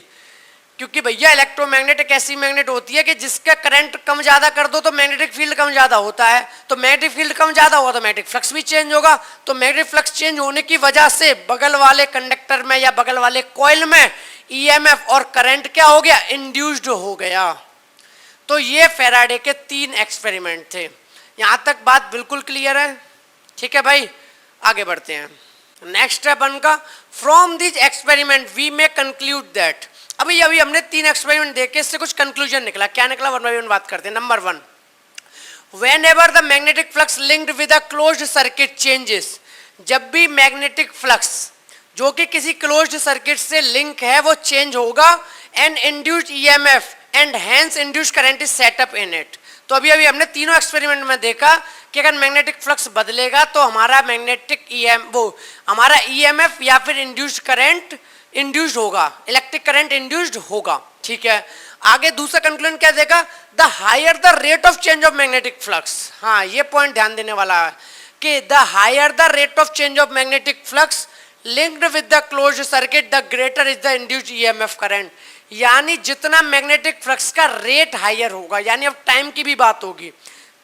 जैसे कि मैं थोड़ा सा समझाने की कोशिश करता हूँ, पहले क्या था, मैग्नेट थी, मैग्नेट को आगे किया तो भैया मैग्नेटिक फ्लक्स में चेंज आया, मैग्नेटिक फ्लक्स में चेंज आने की वजह से ईएमएफ इंड्यूस हुआ। लेकिन ये मैग्नेट कम या ज़्यादा तेजी से भी तो हो सकती है। मान लो कि कोई मैग्नेट ऐसे तेजी से हो रही है और कोई मैग्नेट ऐसे हो रही है, तो यानी अब यहाँ पर टाइम फैक्टर भी आ गया कि जो आपका इंड्यूस ईएमएफ है वो टाइम पर भी डिपेंड करेगा। इसीलिए इसने एक वर्ड यूज किया, the rate of change of magnetic flux. यानी मैग्नेटिक फ्लक्स तो बदले ही, साथ में उसके रेट की भी स्टडी करनी पड़ेगी, यानी कि टाइम की कितने समय में बदल रहा है। यानी कम समय में बदल रहा है, मैग्नेट जल्दी जल्दी आगे पीछे हो रही है और मैग्नेटिक फ्लक्स बदल रहा है, तो आपका ईएमएफ ज्यादा इंड्यूस होगा। और the rate of change of magnetic flux कम है तो ईएमएफ भी कम इंड्यूस होगा। ये सिर्फ कंक्लूजन है, अपन फैराडे के लॉ में इसे अच्छे से समझेंगे। बात क्लियर है यहाँ तक? यहाँ तक किसी भी तरह का कोई भी डाउट नहीं होना चाहिए। तो आगे बात करते हैं। अब बात आते हैं लॉज ऑफ इलेक्ट्रोमैग्नेटिक इंडक्शन। यानी अब देखो इलेक्ट्रोमैग्नेटिक इंडक्शन क्या, वो तो अच्छे से समझ आ गया हमें कि भाई इलेक्ट्रोमैग्नेटिक इंडक्शन होता है कि मैग्नेटिक फील्ड या मैग्नेटिक फ्लक्स के चेंज होने की वजह से एक ईएमएफ इंड्यूस हो जाता है। लेकिन इसके कुछ लॉ हैं। लॉ क्यों पढ़ रहे हैं हम, कि बात आती है कि ये तो क्लियर हो गया ईएमएफ इंड्यूस हो जाता है मैग्नेटिक फ्लक्स के बदलने से। अब सवाल क्या आता है कि भैया मैग्नेटिक फ्लक्स के बदलने से ईएमएफ ज़्यादा प्रोड्यूस होगा, कम होगा, किस पर डिपेंड करेगा ईएमएफ का? क्योंकि ईएमएफ प्रोड्यूस होने से काम नहीं चल रहा, ईएमएफ ज़्यादा प्रोड्यूस हुआ, इंड्यूस करंट ज़्यादा प्रोड्यूस हुआ, इंड्यूस करंट कम प्रोड्यूस हुआ, तो भाई बात करनी पड़ेगी ना मैग्नीट्यूड की भी। तो अब हम यहाँ पे बात करेंगे, there are two type of laws which govern the phenomenon of the electromagnetic induction. यानी यहाँ पर हम दो लॉ पढ़ेंगे जो कि इलेक्ट्रोमैग्नेटिक इंडक्शन को बहुत अच्छे से एक्सप्लेन करने में अपन की हेल्प करेंगे। Number one, Faraday law. Faraday's law which give us the magnitude of induced EMF। जैसा कि मैंने अभी बोला कि मैग्नेटिक इंडक्शन में अपन को ये तो पता चल गया कि भैया EMF इंड्यूस्ड हो रहा है, लेकिन अब बात क्या आने लगी, कम या ज़्यादा, तो ये आपको बताएगा फैराडे का लॉ। जो फैराडे के लॉ है वो आपको बताएंगे मैग्नीट्यूड के बारे में कि भैया EMF जो इंड्यूस्ड हो रहा है उसका मैग्नीट्यूड क्या है, कम है कि ज़्यादा है, ये बताएगा फैराडेज लॉ। अब साथ में एक और बात आती है कि लेंजिस लॉ भी पढ़ेंगे हम, which give the direction of induced EMF. यानी जो करंट इंड्यूस्ड हुआ है उसके डायरेक्शन की भी बात की जाएगी। वो कौन बताएगा आपको? लेंजिस का लॉ बताएगा। अब याद करो मैंने पहले क्या बोला था कि गैल्वेनोमीटर में जब हम मैग्नेट को पास ला रहे हैं तो एक बार तो डिफ्लेक्शन इस तरफ हो रहा है यानी कि लेफ्ट में, और जब दूर लेके जा रहे हैं तो एक बार डिफ्लेक्शन राइट में हो रहा है। तो अब ये वाली बात पता है कहाँ क्लियर होगी? ये वाली बात क्लियर होगी लेंजिस लॉ में। यहाँ पर वो डायरेक्शन बताएगा कि इंड्यूस्ड ईएमएफ का या इंड्यूस्ड करंट का डायरेक्शन क्या है। कहीं ऐसा तो नहीं करंट बदल रहा, करंट का डायरेक्शन बदल रहा हो इसलिए ऐसा हो रहा हो कि एक बार तो डिफ्लेक्शन इस तरफ होता था और एक बार डिफ्लेक्शन इधर होता था, यानी पास लाओ तो डिफ्लेक्शन इस तरफ, लेकिन दूर ले जाओ तो डिफ्लेक्शन उस तरफ। तो हो सकता है वहाँ करंट का डायरेक्शन चेंज हो रहा होगा, इसीलिए गैल्वेनोमीटर अपना डिफ्लेक्शन अलग अलग डायरेक्शन में दिखा रहा था। तो ये वाली बात हमें लेंजिस लॉ में क्लियर होगी। यहाँ तक सारी बातें क्लियर है। मोटा मोटा ये है कि अपन अब मैग्नेटिक इंडक्शन के अंदर बात करेंगे कि उसका मैग्नीट्यूड क्या होगा, वो कौन बताएगा? फैराडेज के लॉ। और हम बात करेंगे कि जो ईएमएफ या करंट इंड्यूस्ड हो चुका है उसका डायरेक्शन क्या है, वो अपन को बताएंगे लेंजिस के लॉ। ओके, तो अपन स्टार्ट करते हैं फैराडेज के लॉ के साथ। क्लियर है? तो फैराडे का लॉ क्या कहता है? Faraday's law of electromagnetic induction. जो फैराडेज के लॉ हैं वो दो हैं, फर्स्ट लॉ और सेकंड लॉ। दो लॉ के नाम से जाने जाते हैं फैराडेज लॉ। तो फर्स्ट लॉ क्या कहता है, ध्यान से समझना। फर्स्ट लॉ फैराडे का है, whenever the magnetic flux linked with the closed circuit changes, जब भी मैग्नेटिक फ्लक्स आपका चेंज होगा, an EMF and hence a current is induced in which last only so long as the change in flux taking place. यानी कि अभी अभी हमें यह तो पता था कि मैग्नेटिक फ्लक्स के चेंज होने की वजह से ईएमएफ इंड्यूस होता है। ये वाली बात फैराडे के फर्स्ट लॉ में बोली गई है, क्योंकि एक्सपेरिमेंट तो फैराडे नहीं किए थे, तो जब एक्सपेरिमेंट किए तभी तो उन्होंने अपना लॉ दिया कि भैया देखो फर्स्ट लॉ हमारा ये है कि जब भी आप मैग्नेटिक फ्लक्स में चेंज करोगे, वो किसी भी वजह से चेंज करो, मैग्नेट को मूव कराओ, कॉइल को मूव कराओ, या फिर करंट को कम ज्यादा करो, वो आपकी चॉइस है। अगर आपके मैग्नेटिक फ्लक्स में चेंज होता रहेगा तो ईएमएफ इंड्यूस्ड होगा, लेकिन ये ईएमएफ तब तक ही इंड्यूस्ड होगा जब तक आपका मैग्नेटिक फ्लक्स चेंज हो रहा है। इस बात का मीनिंग क्या है? इस बात का मीनिंग समझो कि सपोज करो तुमने मैग्नेट को पास लाए, तो जब तुम मैग्नेट को पास लाए कॉइल के, तो सही बात है आपका मैग्नेटिक फील्ड चेंज हुआ, आपका मैग्नेटिक फ्लक्स चेंज हुआ, लेकिन जब तक लाए तब तक ही चेंज हुआ ना, तो ईएमएफ भी तब तक ही इंड्यूस होगा। एक बार लाके रोक दी, एक बार मैग्नेट लाके रोक दी, मैग्नेटिक फील्ड भी है, मैग्नेटिक फ्लक्स भी है, लेकिन ईएमएफ नहीं है। क्यों नहीं है? क्योंकि अब क्या हो गया, मैग्नेट रुक गई ना। तो मैग्नेटिक फ्लक्स का चेंज का हो रहा है, हमारा फोकस मैग्नेटिक फ्लक्स पर नहीं है, हमारा focus change of magnetic flux पर है। Got it? तो अपन का मैग्नेटिक फ्लक्स क्या है, चेंज नहीं हो रहा, तो ईएमएफ इंड्यूस होना रुक जाएगा। वही वाली बात, मैग्नेट को पीछे ले जाओ, मैग्नेट को जब पीछे लेके जाओगे तो आपका क्या होगा भाई, मैग्नेट जैसे ही पीछे जाएगी मैग्नेटिक फ्लक्स में चेंज होगा, ईएमएफ इंड्यूस होगा। लेकिन फिर वही बात कि अगर रोक दी, अगर यहां रोक दी, तो अब आपका मैग्नेटिक फ्लक्स में चेंज नहीं हो रहा, ईएमएफ इंड्यूस होना बंद हो जाएगा। यानी लगातार चाहते हो कि ईएमएफ इंड्यूस हो तो लगातार मैग्नेटिक फ्लक्स बदलना पड़ेगा। तो ये वाली बात हो गई फर्स्ट लॉ में। तो this phenomenon is called the electromagnetic induction, और इसी को इलेक्ट्रोमैग्नेटिक इंडक्शन कहा। और ये हमें कैसे पता चला? फैराडे के फर्स्ट लॉ से।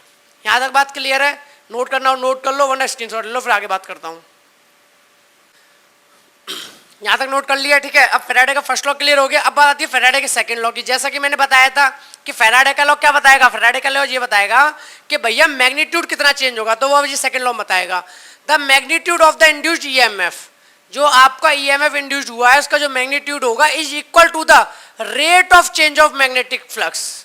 यानी जो ईएमएफ इंड्यूस्ड हुआ है ई वो इक्वल होगा किसके, जितना आपका मैग्नेटिक फ्लक्स का रेट चेंज हो रहा है। यानी सिर्फ मैग्नेटिक फ्लक्स चेंज हो रहा है वो नहीं, कितना तेजी से मैग्नेटिक फ्लक्स चेंज हो रहा है, टाइम कितना लग रहा है मैग्नेटिक फ्लक्स को चेंज करने पर, इसके बेसिस पर डिसाइड होगा कि ईएमएफ कितना इंड्यूस्ड हुआ।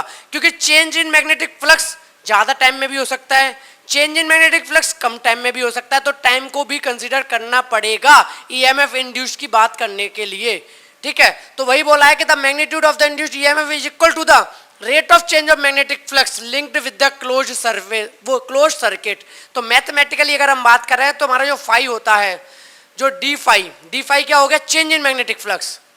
डी फाई क्या होगा, चेंज इन मैग्नेटिक फ्लक्स। कितना टाइम लिया, डी टी। तो ये हमारा इक्वल होगा जो ईएमएफ इंड्यूस्ड हुआ, E equals to d phi upon D T.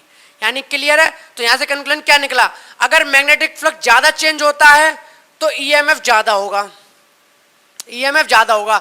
अगर टाइम ज्यादा लिया, अगर टाइम ज्यादा लिया तो देखो इनवर्सली प्रोपोर्शनल, तो मैग्नेटिक फील्ड वो जो ईएमएफ इंड्यूस होगा वो कम वो होगा इंड्यूस्ड।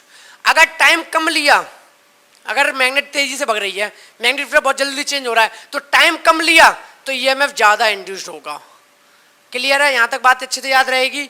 तो E equals to d phi upon D t, ठीक है। एक और बात कर लेता हूं, यहीं पे बुक के अंदर ना नेगेटिव साइन लगा हुआ है, E equals to minus d phi upon, मैंने जानबूझ के नहीं लगाया, minus d phi upon D t लिखा हुआ है वहां पे, ठीक है। तो नेगेटिव साइन क्या करता है, मैं आपको थोड़ा सा आइडिया देता हूं, लेकिन ये एक्सप्लेन हम लेंजिस लॉ में करेंगे।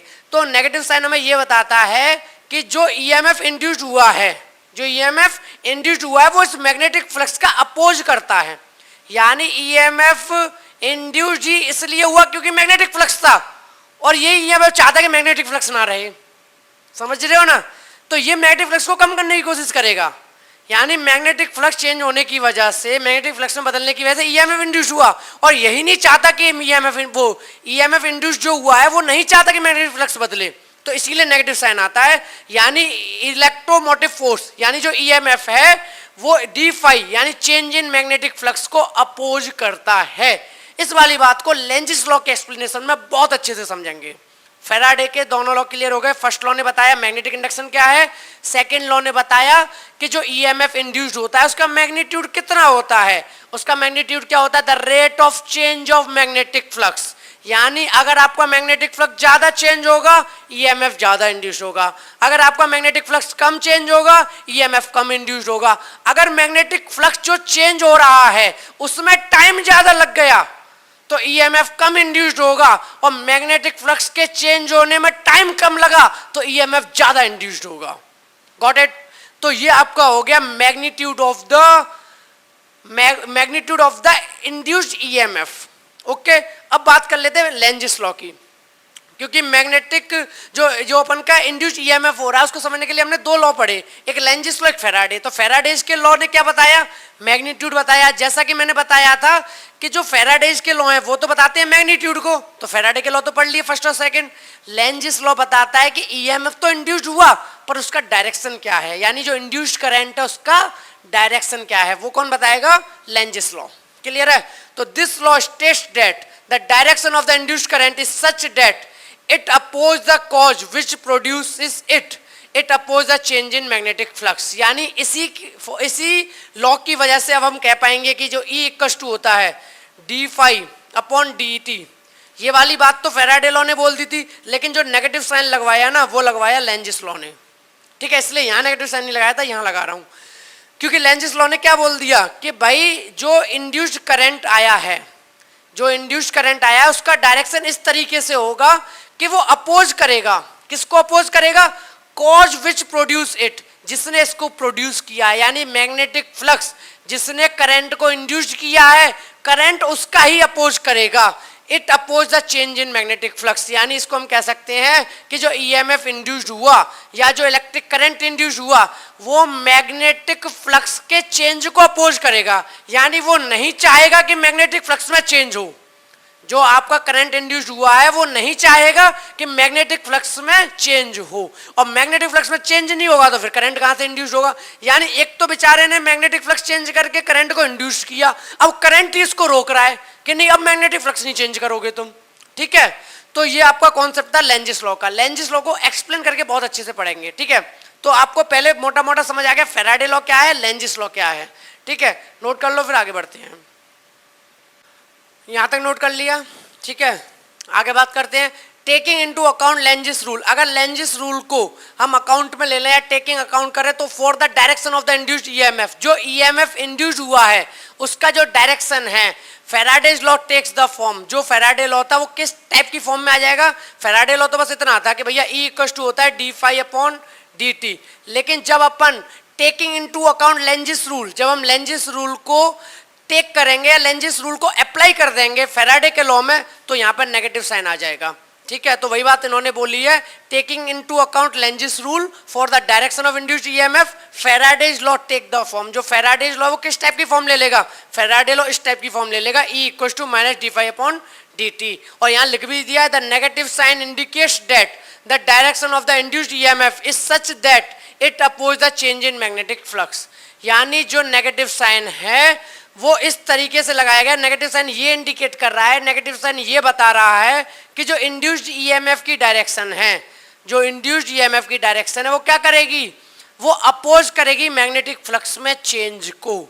तो अब एक क्वेश्चन आता है कि किस तरीके से अपोज करेगी, क्या क्वेश्चन मार्क आता है कि किस तरीके से जो इंड्यूस्ड ईएमएफ है वो मैग्नेटिक फ्लक्स को अपोज करेगा।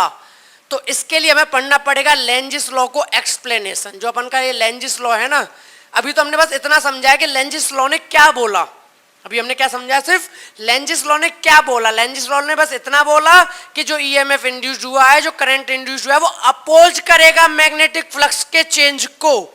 तो बात आती है कैसे चेंज को अपोज करेगा, तो वो हमें क्लियर करेगा लेंजिस लॉ का एक्सप्लेनेशन कि किस तरीके से फ्लक्स को अफेक्ट करेगा इंड्यूस्ड ईएमएफ या इंड्यूस्ड करंट, या कहो कि लेंजिस लॉ का एक्सप्लेनेशन देखेंगे।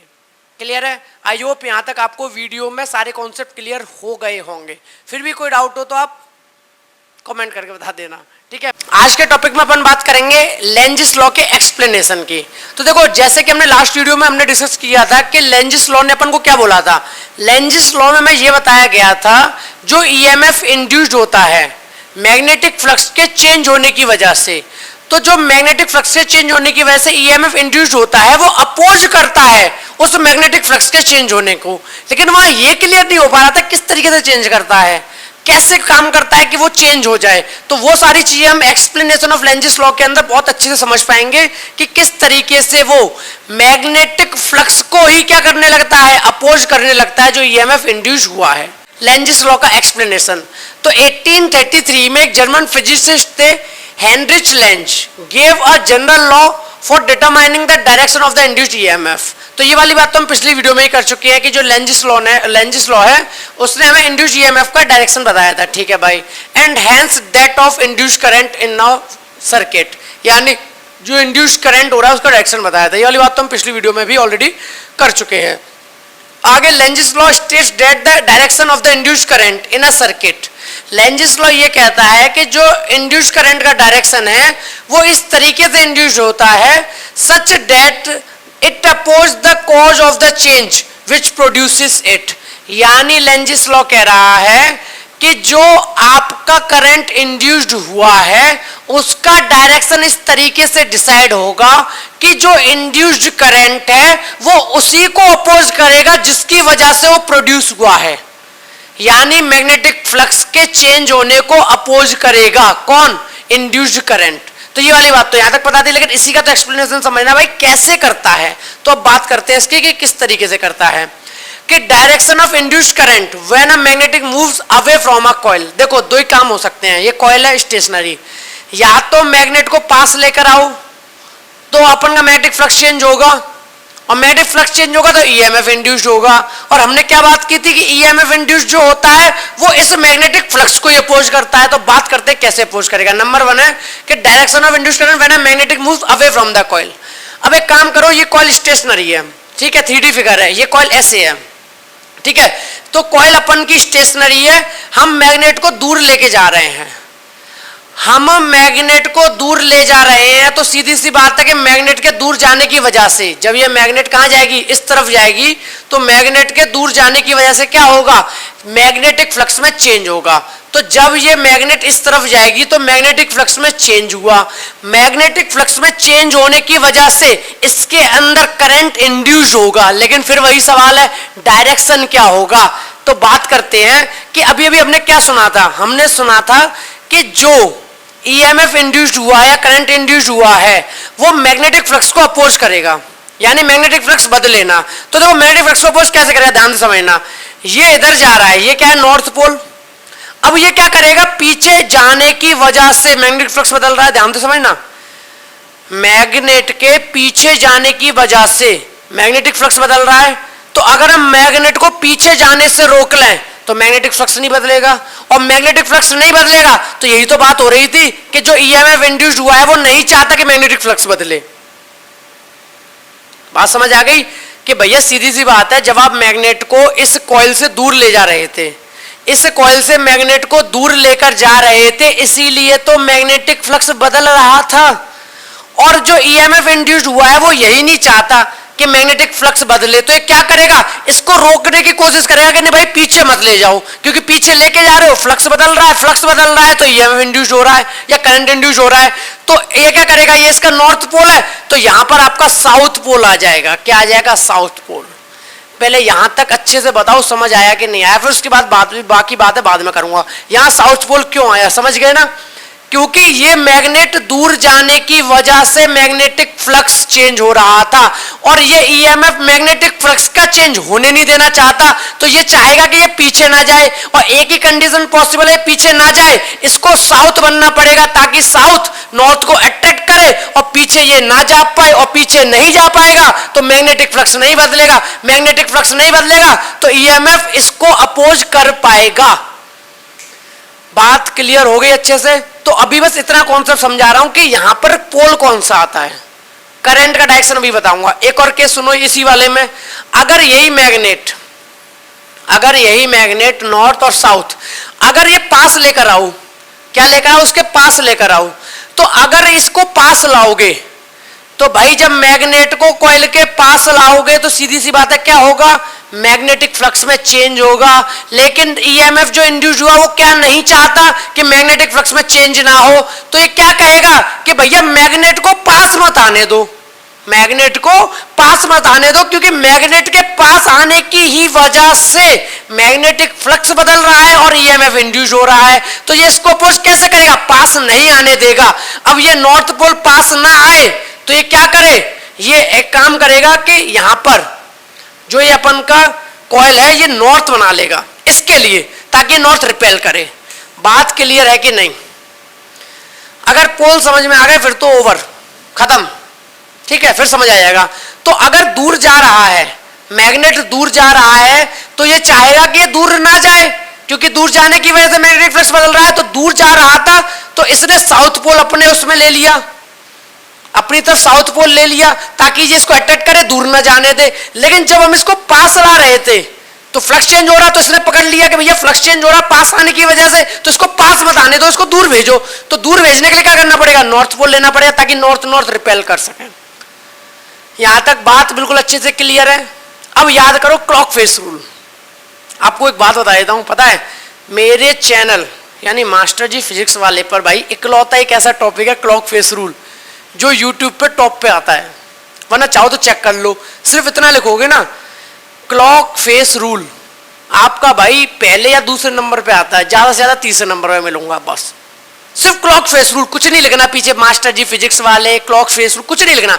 या तो लिखो क्लॉक फेस रूल या ज्यादा से ज्यादा लिख दो क्लॉक फेस रूल क्लास 10। मेरी वीडियो आपको टॉप पे मिल जाएगी। तो ठीक है, वो इकलौता एक ऐसा टॉपिक है जो मेरा रैंक कर रहा है यूट्यूब पे, ठीक है, ये तो अलग बात थी। तो क्लियर है, क्लॉक फेस रूल आपको पता होना चाहिए, वरना जाके देख लो, ये चेक कर लो ना यार, डालो यूट्यूब पर डालो क्लॉक फेस रूल क्लास 10, देखो मैं कितने नंबर पे आ रहा हूँ, और साथ में पढ़ भी लेना, ठीक है, कि क्लॉक फेस रूल है क्या। अब देखो पोल पता चल गए। अब याद करो क्लॉक फेस रूल हमें क्या बताता था, क्लॉक फेस रूल हमें उल्टा बताता था। वो कहता था अगर मैं आपको किसी कॉइल में करंट दे दूं, अगर मैं किसी कॉइल में आपको क्या दे दूं, करंट दे दूं, कि भैया करंट इस तरफ है, किसी भी उसमें जैसे कि एक कॉइल है, इस कॉइल में आपको करंट दे दूं कि भाई क्लॉकवाइज है एंटी क्लॉकवाइज है, तो ये बोलता था कि क्या मैं ये पता कर सकता हूं पोल कौन से होंगे। लेकिन हम उल्टा करेंगे, पोल पहले से पता है, एक बार साउथ पोल है कब, जब मैग्नेट दूर जा रही है, और एक बार नॉर्थ पोल है कब, जब मैग्नेट पास आ रही है। तो पता करेंगे इसमें करंट का डायरेक्शन क्या होगा। तो याद करो वहां पर रूल क्या था, वहां पर रूल ये था भाई सीधा सीधा कि अगर इसे सामने से देखते हैं, अगर सर्कुलर कॉइल के अंदर करंट क्लॉकवाइज जा रहा हो, सर्कुलर कॉइल के अंदर करंट क्लॉकवाइज जा रहा हो, तो इसमें इस तरीके से एक डिजाइन बनाते थे और इसको पूरा करते थे। अगर सामने से एस बन जाता था तो हम कहते थे कि क्लॉकवाइज करंट जाने की वजह से साउथ पोल हो गया, और साउथ पोल अगर आगे वाला हो गया तो पीछे वाला नॉर्थ पोल होगा। या इसी तरीके से ऐसे समझते थे कि अगर मान लो करंट एंटी क्लॉकवाइज जा रहा है, करंट कैसे जा रहा है मेरे भाई, एंटी क्लॉकवाइज, यहां पे बना देता हूं, अगर करंट मेरा एंटी क्लॉकवाइज जा रहा है इस तरीके से यहां पे इस तरफ, तो करंट एंटी क्लॉकवाइज जा रहा तो एक डिजाइन ऐसी बनाते थे, और यहां पर हम इसको एस पूरा करते थे। तो अगर उल्टी एस आती थी तो हम कहते थे नॉर्थ पोल है, ठीक है। तो सीधी सी बात ये ऐसे बिहेव कराओ, देखो ये कॉइल है, ठीक है, इस कॉइल में अगर करंट ऐसे जा रहा है, करंट ऐसे जा रहा है, तो करंट ऐसे जा रहा है तो ये क्या हो गया साउथ पोल, और करंट ऐसे जा रहा है तो ये आपका हो गया नॉर्थ पोल। और या फिर एक पोल पता कर लो, अगर ये फेस है, अगर इधर वाला साउथ पोल तो ये पीछे वाला नॉर्थ होगा, अगर पीछे वाला नॉर्थ है तो ये वाला साउथ होगा, ठीक है। तो क्लॉक फेस रूल भाई मैं कह रहा हूं आप उस वीडियो को देख लो, आपको बहुत अच्छे से समझ आएगा, बहुत ही कॉन्सेप्चुअली समझाया है, ठीक है। तो आपको ये बिल्कुल हलवा लगेगा। तो अब उल्टा है, आपके पास पोल है, करंट पता करना है, तो भाई सीधी सी बात है पता कर लो। अगर मैंने बोला ना साउथ पोल है तो करंट कैसा है, क्लॉकवाइज, तो देख लो साउथ पोल है तो करंट कैसा, क्लॉकवाइज, करंट कैसा क्लॉकवाइज। नॉर्थ पोल है तो करंट कैसा, एंटी क्लॉकवाइज, करंट कैसा एंटी क्लॉकवाइज। और करंट पता करने का एक और तरीका होता है, करंट कह लो या पोल पता करने का। देखो क्या होता है, मान लो ये अपन का कॉइल है, सर्कुलर कॉइल, ठीक है, तो सर्कुलर कॉइल में मान लो करंट ऐसे जा रहा है क्लॉकवाइज, तो एक रूल होता था कि भाई इसमें क्या करो, राइट एंड थंब रूल लगाओ। अगर करंट कैसे जा रहा है, क्लॉक, ये एंटी क्लॉकवाइज जा रहा है, तो एंटी क्लॉकवाइज जा रहा था, तो थंब होता था वो आपको नॉर्थ की डायरेक्शन बताता था, ठीक है। तो अगर एंटी क्लॉकवाइज जा रहा है, आपको कैसे जा रहा है, एंटी क्लॉकवाइज, तो आपका क्या होगा, जो फेस होगा नॉर्थ होगा, ठीक है, तो एंटी क्लॉकवाइज जा रहा है तो इधर नॉर्थ होगा, देखो एंटी क्लॉकवाइज जा रहा है तो नॉर्थ, ठीक है, और क्लॉकवाइज जा रहा है तो ये नॉर्थ अंदर है तो बाहर साउथ होगा। क्लियर है? तो पता करने के दो तरीके हैं, या तो मैंने जो भी बताया उससे पता कर लो, करंट पता है तो पोल पता कर लो, या सिंपली क्या करो, आपको पता है कि भैया ये कॉइल है, आपको पता है ये कॉइल, आपकी तरफ से बात कर रहा हूं क्योंकि आप वीडियो फोन में देख रहे हो, तो आपको फोन में इस तरीके से कॉइल को पकड़ो, ठीक है, आपकी तरफ से बात करता हूं, कॉइल इस तरीके से। अब आप खुद बताओ करंट को किधर ले जाऊं, इस तरफ ले जाऊं उस तरफ ले जाऊं? पहले करंट इधर ले जाता हूं, ठीक है। अगर करंट इधर जाएगा, अब आपकी तरफ से बात कर रहा हूं, मैं भी आप ही की तरफ देख रहा हूं जैसे आप देख रहे हो, करंट ऐसे, कॉइल ऐसे पकड़ा हुआ हूं, करंट जाएगा ऐसे, जब करंट ऐसे जाएगा, कैसे है करंट यहाँ पे, क्लॉकवाइज, तो भाई मेरा थंब कहां जा रहा है, अंदर की तरफ, तो क्या हो जाएगा, नॉर्थ पोल अंदर हो जाएगा, बाहर वाला हो जाएगा साउथ पोल। अब फिर से भाई कॉइल इधर है, ठीक है, कॉइल इधर है, अब करंट जा रहा है इधर, करंट जा रहा है इधर, तो देखो उधर वाला डायग्राम देखो, करंट जा रहा है इधर, तो थंब कहां है, आपकी तरफ, तो नॉर्थ किधर हो गया, बाहर वाला, पीछे वाला साउथ हो जाएगा। बात क्लियर है? लेकिन यहां क्या था कि भैया पोल तो पहले से पता है, करंट बताना है, तो ठीक है, साउथ पोल था तो करंट क्लॉकवाइज हो गया, नॉर्थ पोल है तो करंट एंटी क्लॉकवाइज हो गया। बात बिल्कुल क्लियर है। अब यहां पे एक चीज का और जवाब दे देता हूं जो मैंने डाउट छोड़ा था आपका सेकंड वाली वीडियो में, कि जो गैल्वेनोमीटर था मेरा, याद करो, जो मेरा गैल्वेनोमीटर था वो दो डिफ्लेक्शन दिखा रहा था, तो वहां मैंने आपके मन में डाउट ये दे दिया था कि भाई कहीं ऐसा तो नहीं कि करंट के दो डायरेक्शन हो। यहाँ पे जो मेरा गैल्वेनोमीटर था वो दो डिफ्लेक्शन दिखाता था, एक तो ये, एक ये। अब समझ गए क्यों दिखाता था, जब मैग्नेट को दूर ले जाते थे, जब मैग्नेट को दूर ले जाते थे तो करंट होता था क्लॉकवाइज, ठीक है, मैग्नेट को दूर ले जाते थे तो करंट होता था क्लॉकवाइज, जब मैग्नेट को पास लाते तो करंट होता था एंटी क्लॉकवाइज। अब याद करो, इसीलिए डिफ्लेक्शन क्या होता था, जब मैग्नेट को पास लाए तो डिफ्लेक्शन इधर होता था, मैग्नेट को दूर ले जाते थे तो डिफ्लेक्शन उधर होता था, क्योंकि मैग्नेट के चेंज होने पर, मैग्नेट के दूर जाने पर करंट क्लॉकवाइज है, मैग्नेट के पास आने पर करंट एंटी क्लॉकवाइज है। तो इसीलिए आपका गैल्वेनोमीटर का डिफ्लेक्शन इधर और इधर होता है, क्योंकि एक बार तो इधर होता है जब पास आओ, और दूर जाओ तो एक बार इधर होता है, तो वो बताता है भैया करंट का डायरेक्शन रिवर्स हो गया, करंट का डायरेक्शन रिवर्स हो गया, पास आने पर करंट का डायरेक्शन कुछ और है, मैग्नेट के दूर जाने पर करंट का डायरेक्शन कुछ और है। बिल्कुल क्लियर है? आई होप आपको कॉन्सेप्ट बहुत अच्छे से समझ आ गया होगा, लेंजिस लॉ का एक्सप्लेनेशन बिल्कुल क्लियर हो गया होगा। फिर भी कोई डाउट रह गया तो कमेंट कर देना, ठीक है। आगे एक दो बात और कर लेते हैं छोटी सी। तो देखो जो मैंने यहाँ समझाया ना वो बस लिख दिया है, ठीक है, ताकि आपके लिए इजी हो जाए। Number 1, when the north pole of a bar magnet is move toward a closed coil, जब आपकी जो ये कॉइल थी उसके पास में नॉर्थ पोल को लाया गया मैग्नेट के, ठीक है, तो जब नॉर्थ पोल को कॉइल के नजदीक लाया गया तो the induced current of the coil flow in anticlockwise direction as seen from the magnet side closely. तो मैग्नेट साइड से देखने पर पता चला वो करंट कैसा है, एंटी क्लॉकवाइज। कब? जब नॉर्थ पोल को मैग्नेट के पास लाया गया। तो इस वाली लाइन का जवाब ये रहा, जब इसके पास लाया गया तो करंट कैसा है, एंटी क्लॉकवाइज, जब मैग्नेट को पास लाया गया। नॉर्थ पोल को जब मैग्नेट के, या जो नॉर्थ पोल मैग्नेट है उसको कॉइल के पास लाया गया तो देखा गया मैग्नेट की तरफ से, तो वहां पर कैसा है करंट, एंटी क्लॉकवाइज है, ठीक है। तो इसी बात को इन्होंने यहां लिख दिया, फर्स्ट पॉइंट नोट कर लेना। Second point, the face of the coil toward the magnet develop north polarity and thus it oppose the portion of the north pole of the magnet towards the coil which is actually the cause of the induced current in the coil. यानी वही बात बोली है कि जो आपका coil का face है, यानी जो ये कॉइल थी उसका जो फेस है, जब मैग्नेट नॉर्थ पोलैरिटी की कहां गई, उसके पास गई, कहां जा रही है, उसके पास जा रही है। तो जब उसके पास गई तो क्या चाहता था कि भाई ये जो कॉइल है जब इसके पास मैग्नेट गई तो ये चाहता था कि भाई मेरा वो चेंज ना हो मैग्नेटिक फ्लक्स, तो क्या करेगा, इसको आने से रोकेगा। और आने से कब रोक सकता है, जब ये नॉर्थ है तो वो भी नॉर्थ हो जाए, तो नॉर्थ और रिपेल करेगा, तो आने से रोक सकता है। तो वही वाली बात बोली गई है कि अगर मैग्नेट का नॉर्थ पोल कॉइल के नजदीक जा रहा है तो वो इसको अपोज करने के लिए अपने पास एक नॉर्थ पोल बना लेगा ताकि इसको रिपेल करे, पास ना आने दे। आगे, in other word the motion of the magnet increase the flux through the coil, the induced current generate flux in opposite direction and hence oppose the reduce this flux. यानी सीधी सी बात है, कहने का मतलब ये है कि अगर आपका मैग्नेट के डायरेक्शन, मैग्नेट अगर इधर आ रहा था तो मैग्नेटिक फ्लक्स था, मैग्नेटिक फ्लक्स चेंज हो रहा था। तो जब इलेक्ट्रिक करंट या कहो इंड्यूस्ड करंट या ईएमएफ इंड्यूस्ड हो गया तो भैया वो भी तो अपना एक मैग्नेटिक फील्ड बनाएगा, तो ये मैग्नेटिक फील्ड इस मैग्नेटिक फील्ड को क्या करता है, कैंसिल आउट करने की कोशिश करता है। तो इस तरीके से क्या करता है, इसका अपोज करता है। बात बिल्कुल क्लियर है, नोट करना हो नोट कर लो, या तो इसका स्क्रीनशॉट ले लो या नोट कर लो, फिर आगे बढ़ते हैं। यहां तक नोट कर लिया तो ठीक है भाई, आपको क्लियर हो गया कि किस तरीके से मैग्नेटिक फ्लक्स अपोज कर रहा है कौन, इंड्यूस्ड ईएमएफ। ठीक है, इंड्यूस्ड ईएमएफ अपनी पोलैरिटी चेंज करता रहता है एज पर द मैग्नेट, पास आ रही है कि दूर जा रही है। ठीक है, हमने नॉर्थ पोल को लेकर कंसीडर किया था, अगर साउथ पोल होता तो उसकी तरफ बिहेव होता, अगर ये साउथ पोल होता पास जा रहा होता तो वो कॉइल जो अपना क्या बनाएगी, साउथ पोल बनाएगी ताकि रिपेल हो। अगर साउथ पोल दूर जा रहा होगा तो कॉइल क्या करेगी, अपने पास नॉर्थ पोल बनाएगी ताकि उसको अट्रैक्ट कर सके। लेकिन हमने जो चीजें समझी थी वो नॉर्थ पोल को पकड़ के समझी थी, तो कोई जबरदस्ती आपको रट्टा नहीं मानना कि नॉर्थ पोल ही साउथ पोल भी।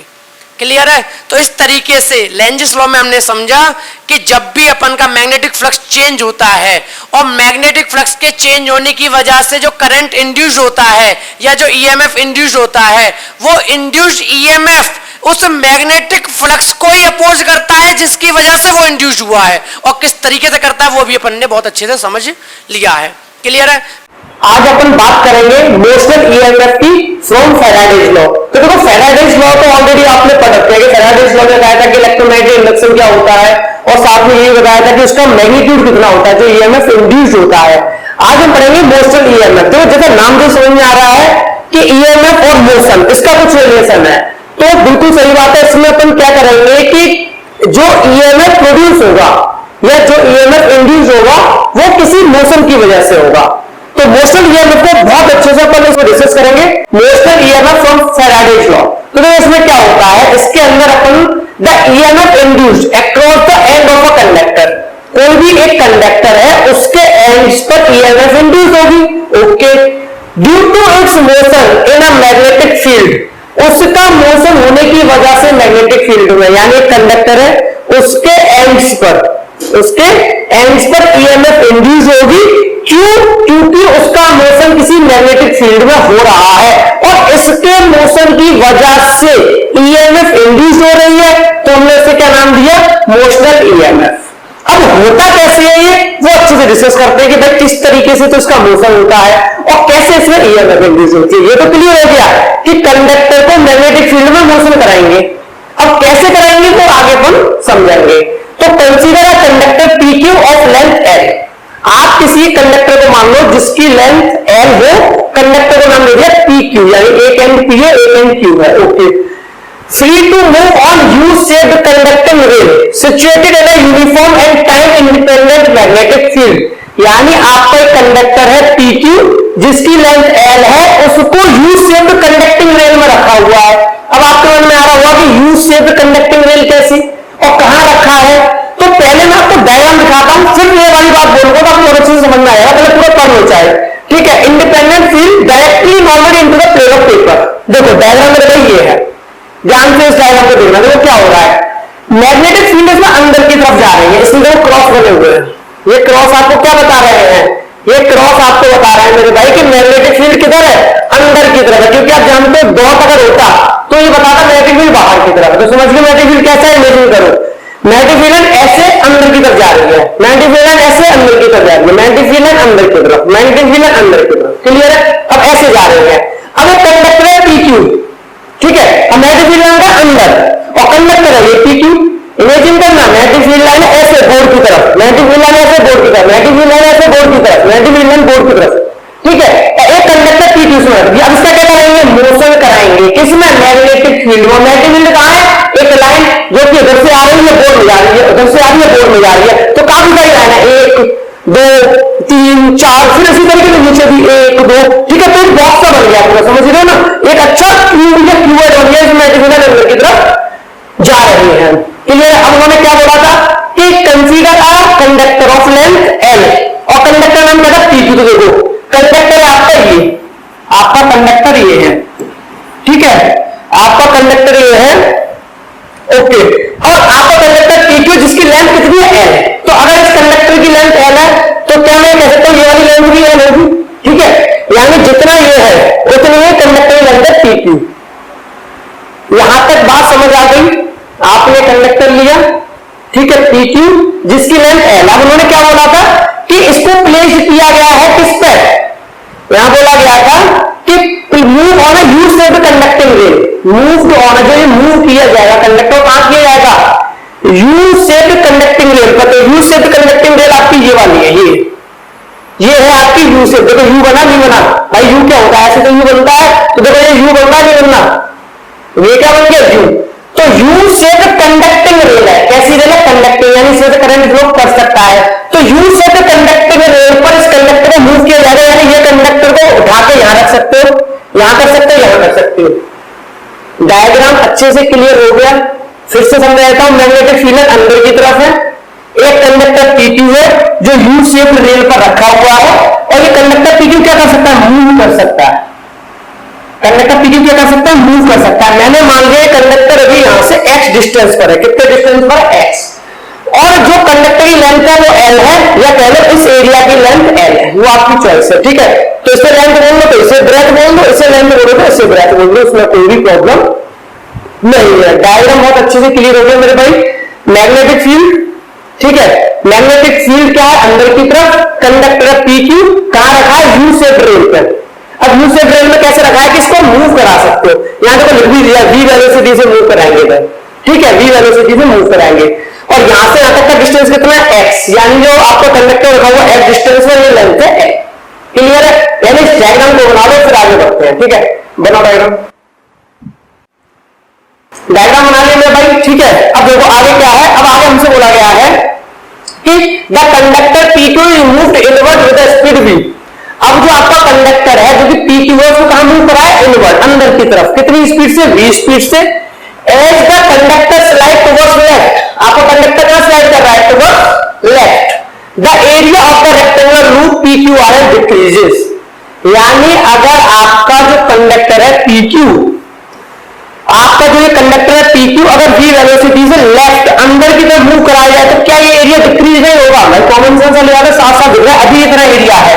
अब मान लो ये किसी ने मूव करा के यहां रख दिया, तो सीधी सी बात है एरिया कम हो गया भाई, अब एरिया क्या हो गया, कम हो गया, यहां पर एरिया जाएगा तो जितना शिफ्ट कराओगे उतना एरिया क्या हो जाएगा, कम होता जाएगा। उन्होंने वही बोला है कि जब कंडक्टर PQ को लेफ्ट की तरफ स्लाइड किया या शिफ्ट किया तो एरिया डिक्रीज हो गया। PQRS, PQRS कौन कौन, P, Q, R और S। भाई एरिया क्या है, P, Q, R और S, ये एरिया है। जब आपने शिफ्ट किया v वेलोसिटी से टुवर्ड्स लेफ्ट, आपका एरिया डिक्रीज हो गया, पहली बात। आगे अब जैसे ही आपका एरिया डिक्रीज हुआ तो this decrease the magnetic flux. अब देखो हम लोगों ने क्या पढ़ा था, सीधी सी बात है, ईएमएफ इंड्यूस कब होता था, ईएमएफ इंड्यूस होता था अगर आपके मैग्नेटिक फ्लक्स में चेंज आ जाए। और मैग्नेटिक फ्लक्स क्या होता था कि जितनी मैग्नेटिक फील्ड लाइन किसी भी एरिया में से जा रही है।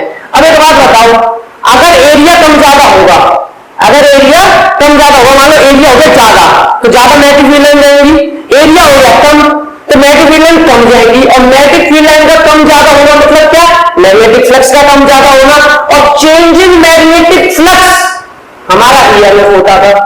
तो अगर हम इस एरिया को कम ज्यादा करेंगे तो क्या होगा, मैग्नेटिक फ्लक्स में चेंज आएगा और ईएमएफ इंड्यूस होगा। अब आपको समझ आ गया कि किस तरीके से कंडक्टर को मूव कराने पर मैग्नेटिक फील्ड के अंदर ईएमएफ इंड्यूस हो गया, और उस ईएमएफ को हमने मोशनल ईएमएफ नेम दिया। क्या बोला उसने हमने, मोशनल ईएमएफ। क्लियर है भाई, अपन डिस्कस कर लेते हैं। This decrease of magnetic flux linked with the closed loop, hence an EMF is set up across the end of a conductor PQ। यानी जो ये कंडक्टर PQ है इसके अंदर क्या आ जाएगा, इसके अंदर EMF आ जाएगा। EMF आ जाएगा, इस बात का मतलब है कि इलेक्ट्रिक करंट इंड्यूस हो जाएगा।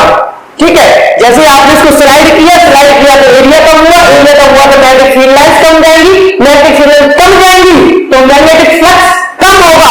मैग्नेटिक फ्लक्स का चेंज होना ही आपका ईएमएफ इंड्यूस होता था, यानी कि करंट इंड्यूस होता था। तो इस तरीके का आपका करंट इंड्यूस हो जाएगा अलोंग द पाथ PQRS। बात बिल्कुल क्लियर है, यहां तक कोई भी डाउट नहीं होना चाहिए। अब आगे उन्होंने कुछ मैथमेटिकल कैलकुलेशंस किए, जैसे suppose a length x of the loop lie inside the magnetic field at any instant of time t, यानी उसकी लेंथ मान ली x, यानी ये बोल रहे हैं कि मान लो कंडक्टर जो है x डिस्टेंस पर रखा हुआ है, जो कंडक्टर हमारा कहां रखा हुआ है, x डिस्टेंस पर रखा हुआ है किसी भी टाइम t पर। ठीक है भाई, आगे बोला है then the magnetic flux linked with the rectangular loop PQRS is, जब कंडक्टर हमारा x डिस्टेंस की दूरी पर है तो जो मैग्नेटिक फ्लक्स होगा, जो आपका क्या होगा मेरे भाई, मैग्नेटिक फ्लक्स होगा, यानी यहां पर जो मैग्नेटिक फ्लक्स होगा कि जितनी मैग्नेटिक फील्ड लाइन इसके अंदर जा रही है, इसके एरिया से जितनी मैग्नेटिक फील्ड लाइन जा रही है फिलहाल, वो मैग्नेटिक फील्ड लाइन आपको फ्लक्स बताएंगे। तो जो फ्लक्स होगा वो कितना कैलकुलेट होकर आएगा, फ्लक्स होगा B इंटू ए, फ्लक्स क्या होगा B इंटू ए, यानी magnetic field multiply by area.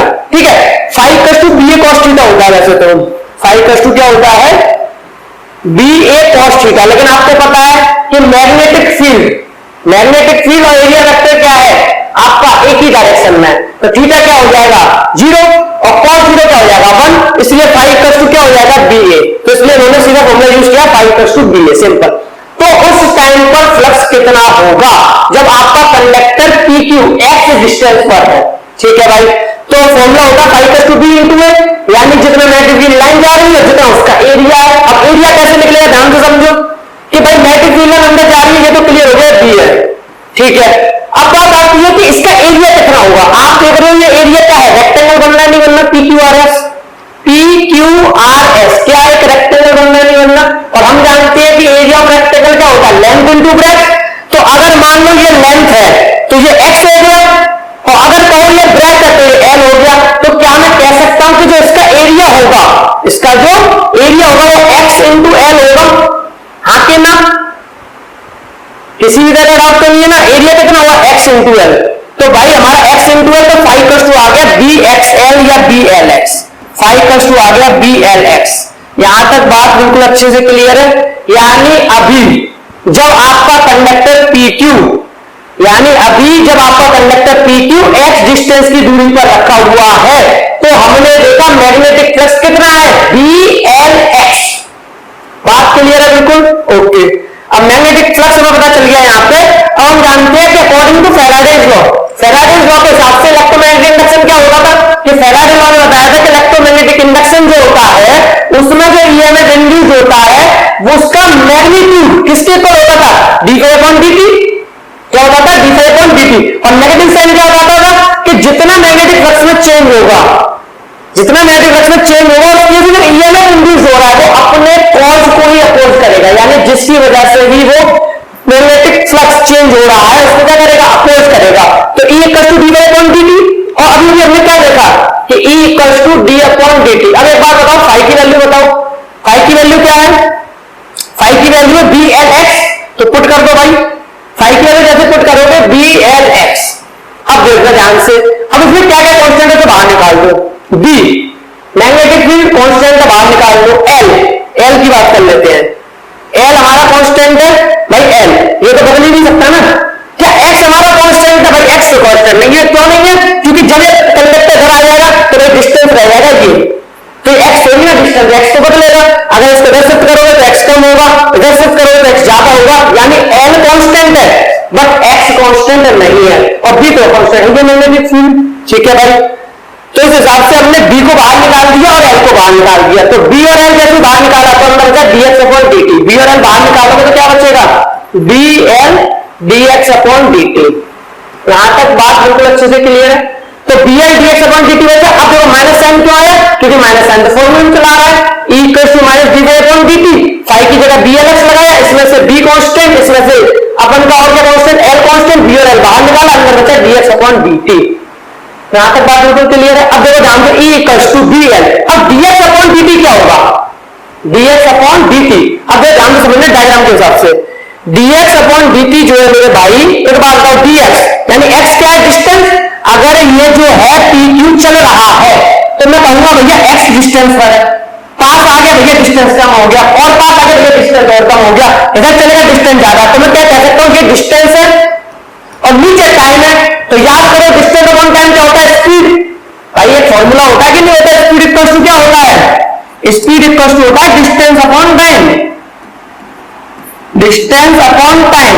तो एक बात बताओ डिस्टेंस x है और टाइम t है, तो क्या मैं डिस्टेंस अपॉन टाइम को स्पीड बोल सकता हूं, तो डिस्टेंस मेरा क्या है dx और टाइम मेरा क्या है dt, तो इसको मैं क्या बोल सकता हूं v, dx/dt को क्या बोल सकता हूं मैं v। अब एक पॉइंट और ध्यान से समझना, एक बात बताना मेरे ध्यान से, अगर मैंने कहा वेलोसिटी तो तुम्हारे सामने क्या आता है कि भैया स्पीड बढ़ रही है, आपकी स्पीड बढ़ रही है, अगर वेलोसिटी है या स्पीड है तो डिस्टेंस बढ़ रहा हो कम हो रहा होगा, ये बताओ। अगर आप किसी स्पीड पे चल रहे हो, किसी भी स्पीड पे चल रहे हो तो डिस्टेंस बढ़ रहा हो कम हो रहा होगा। मैं 10 किलोमीटर पर घंटे की स्पीड से गाड़ी चला रहा हूं तो मैं डिस्टेंस बढ़ रहा होगा, पहले कहीं और होगा, फिर आगे होगा, फिर और आगे होगा, फिर और आगे होगा, डिस्टेंस बढ़ता जाएगा। लेकिन यहां देखना डिस्टेंस कम हो रहा है, पहले डिस्टेंस कितना है x, और डिस्टेंस क्या हो रहा है, कम हो रहा है। फिर और पास आएगा तो डिस्टेंस क्या हो गया, और कम हो गया मेरे भाई, डिस्टेंस क्या हो गया, और कम हो गया। तो यहां पर तो जो वेलोसिटी है वो किधर जा रही है, वेलोसिटी है जहां पर डिस्टेंस कम हो रहा है। इधर बढ़ रहा होता तो समझ में आता कि डिस्टेंस बढ़ रहा है, वेलोसिटी निकाल दो। लेकिन यहां ध्यान से देखो कि डिस्टेंस कम हो रहा है, तो डिस्टेंस कम हो रहा है, अगर उस डायरेक्शन में वेलोसिटी की बात होती है तो v आता है नेगेटिव, यानी माइनस का v, dx upon dt minus का v। इस बात का मीनिंग ये है कि वेलोसिटी का जो डायरेक्शन है वो डिक्रीजिंग डिस्टेंस की तरफ है, यानी जो dx है वो डिक्रीज हो रहा है। बात बिल्कुल क्लियर हो गई। अगर कोई dx अपॉन dt को माइनस v लिख रहा है, इस बात का मीनिंग समझ आ गया। इस बात का मीनिंग ये है कि वेलोसिटी का जो डायरेक्शन है वो किस डायरेक्शन में, जिस डायरेक्शन में डिस्टेंस कम होता जा रहा है, ठीक है। और अगर बढ़ रहा होता डिस्टेंस तो v पॉजिटिव होता, तो नॉर्मल है v equals to dx upon dt, speed equals to distance upon time, तो dx upon dt equals to क्या आएगा, माइनस का v।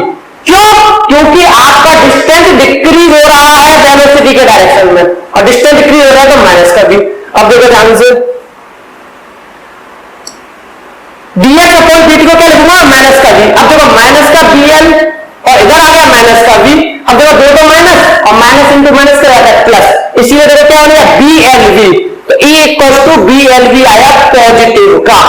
तो क्लियर है, यहाँ माइनस साइन कहां चला गया, माइनस साइन इसमें चला गया, dx अपॉन dt माइनस का v, माइनस माइनस प्लस, तो E की वैल्यू कितनी आ गई, blv। यानी अब हम क्या कहेंगे, अब हम कहेंगे कि यहां पर जो ईएमएफ इंड्यूस हुआ, यहां पर जो हमारा ईएमएफ इंड्यूस हुआ कितना हुआ, blv हुआ, blv हुआ। यानी जो ईएमएफ इंड्यूस हुआ किस किस पर डिपेंड कर रहा है, तो मैग्नेटिक फील्ड पर, यानी वो तो कांस्टेंट है, एक लेंथ पर, कि ये लेंथ कितने मान लो और चौड़ा होता तो भैया एक में ज्यादा मिल जाता, मैग्नेटिक लेंथ ज्यादा होती, मैग्नेटिक फ्लक्स ज्यादा होता और आपका ईएमएफ भी ज्यादा इंड्यूस होता।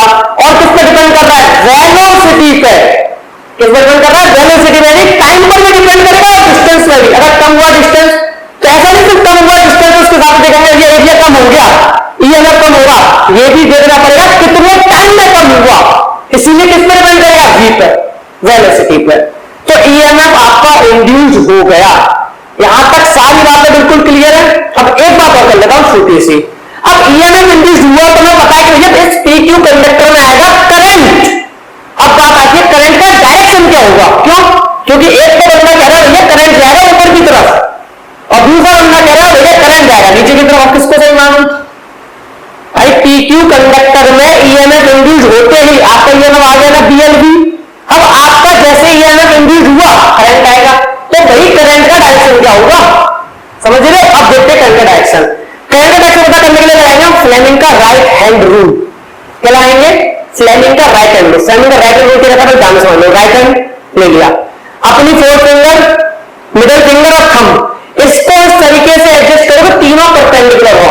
Fourth finger middle finger 90, fourth finger thumb 90, middle finger thumb 90, यानी इस तरीके से अरेंज कर लो, ठीक है। यानी तीनों परपेंडिकुलर होने चाहिए, ओके। आपकी फोर्थ फिंगर बताएगी मैग्नेटिक फील्ड का डायरेक्शन, यानी जो भी डायरेक्शन मैग्नेटिक फील्ड का हो उसके अलाउंग कर देना फोर्थ फिंगर को। और जिधर भी आपकी फोर्स लग रही हो, फोर्स पहले या वेलोसिटी, क्योंकि भैया फोर्स लगाओगे तो कोई चीज मूव करेगी, फोर्स लगाओगे तो वेलोसिटी इधर मूव करेगी, यानी अगर वेलोसिटी इधर तो फोर्स भी इधर, वेलोसिटी इधर तो फोर्स भी इधर। तो ये थंब आपको क्या बताएगा, पहले वेलोसिटी की डायरेक्शन या फिर फोर्स की डायरेक्शन। तो आपकी मिडिल फिंगर आपको इंड्यूस्ड करंट का डायरेक्शन देगी। चेक करके क्या आएगा, देखो अपन का मैग्नेटिक फील्ड कहां पर है, बोर्ड के अंदर क्रॉस है, तो देखो फोर्थ फिंगर कहां जाएगी, बोर्ड के अंदर, ठीक है। फोर्थ फिंगर गई बोर्ड के अंदर, क्योंकि भैया ये मिडिल ये क्या था, फोर्थ फिंगर मैग्नेटिक फील्ड का डायरेक्शन, तो मैग्नेटिक फील्ड का डायरेक्शन फोर्थ फिंगर अंदर गई। अब क्या होगा, थंब, यानी कि फोर्स का लग रही है, वेलोसिटी किधर है, इधर, तो क्या इस तरीके से रखूंगा कि नहीं रखूंगा भाई, इस तरीके से रखूंगा नहीं रखूंगा। अब देखो इसको देखो ध्यान से, मेरी फोर्थ फिंगर गई अंदर की तरफ, जो ये फोर्थ फिंगर है मेरी वो गई अंदर की तरफ, और थंब गया मेरा किधर, लेफ्ट साइड, क्योंकि देखो ना फोर्स कहां लग रही है, V भाई सामने दिख रहा है, नहीं दिख रहा कि फोर्थ फिंगर है अंदर और ये थंब गया इधर, वेलोसिटी लेफ्ट, तो देखो मेरी जो मिडल फिंगर कहां जा रही है, नीचे की तरफ। तो क्लियर हो गया। तो जैसे ही आपने फोर्थ फिंगर मैग्नेटिक फील्ड के डायरेक्शन में रखा और थंब को फोर्स के डायरेक्शन में रखा, तो जो भी डायरेक्शन निकल के आया वो आपका किसका डायरेक्शन आएगा, इंड्यूस्ड करंट का डायरेक्शन। तो मैं कहूंगा कि PQ में जो करंट इंड्यूस होगा वो नीचे की तरफ इंड्यूस होगा। बात बिल्कुल अच्छे से क्लियर है।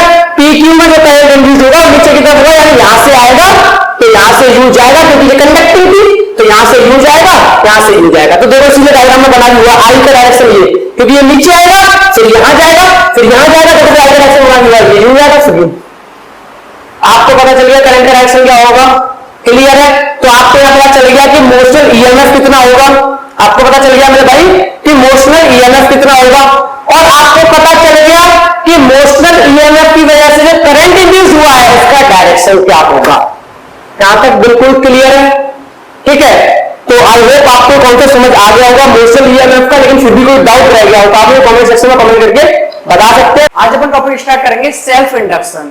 तो देखो इंडक्शन तो बहुत टाइम से हम पढ़ते आ रहे हैं, इलेक्ट्रोमैग्नेटिक इंडक्शन को बहुत टाइम से अपन पिछली वीडियो में डिस्कस कर चुके हैं। अब जैसा कि नाम से समझ में आ रहा है सेल्फ इंडक्शन, तो कुछ सेल्फ से रिलेटेड होगा, यानी अपने आप में कुछ इंडक्शन इंड्यूस्ड होगा। तो इस तरीके की कुछ बात होने वाली है आज की वीडियो में। तो थोड़ा सा मैं आइडिया देता हूं, जैसे आप लोगों को याद होगा, जैसे हमने डिस्कस किया था जब आपके पास एक कॉइल थी, ठीक है, इस कॉइल के अंदर आपने क्या किया था, जब आपने इस कॉइल के अंदर करंट पास किया था तो बगल वाली जो कॉइल होती थी उसके अंदर क्या होता था, EMF इंड्यूस हो जाता था।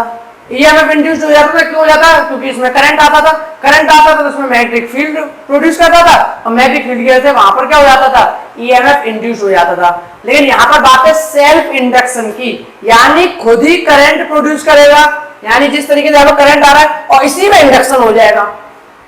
समझ पा रहे हो, तो इसी में करंट गया और इसी में इंडक्शन प्रोड्यूस हो जाएगा, यानी EMF इंड्यूस हो जाएगा। तो ये किस तरीके से होता है वो हम बात करेंगे आज। तो when a current flow in a coil, जब भी किसी भी कॉइल में करंट फ्लो करेगा, it gives rise to a magnetic flux. अब भाई सीधी सी बात है कि किसी भी कंडक्टर के अंदर या किसी भी कॉइल के अंदर करंट जाएगा, तो करंट जाएगा तो क्या होगा, मैग्नेटिक फील्ड प्रोड्यूस होगा, ठीक है। तो it gives rise to a magnetic flux through the coil itself, यानी अपने आप में ही उसका अंदर क्या होगा, मैग्नेटिक फ्लक्स प्रोड्यूस होगा, मैग्नेटिक फ्लक्स इंट्रोड्यूस होगा। As the strength of current changes, जब करंट की स्ट्रेंथ चेंज होगी, the linked magnetic flux changes. भाई जब करंट अगर चेंज हो रहा है तो मैग्नेटिक फ्लक्स भी चेंज होगा। And an opposing EMF is induced in it the coil, and an opposing EMF, यानी एक अपोजिंग EMF इंड्यूस हो जाएगी उस कॉइल के अंदर, और इसी को हम क्या कहते हैं, this EMF is called self induced EMF। तो जो EMF इंड्यूस्ड हुई उसी को हम कहेंगे सेल्फ इंड्यूस्ड EMF या back EMF, and the phenomenon is called self induction, यानी कि उस फिनोमेनन को बोलेंगे सेल्फ इंडक्शन, और जो EMF इंड्यूस्ड हुई उसको बोलेंगे बैक EMF या फिर induced EMF, self induced EMF, ठीक है। अब अपनी इस बात को ध्यान से समझाता हूं। देखो आपके पास कॉइल है, आपके पास क्या है, कॉइल, आपने भैया करंट भेजा।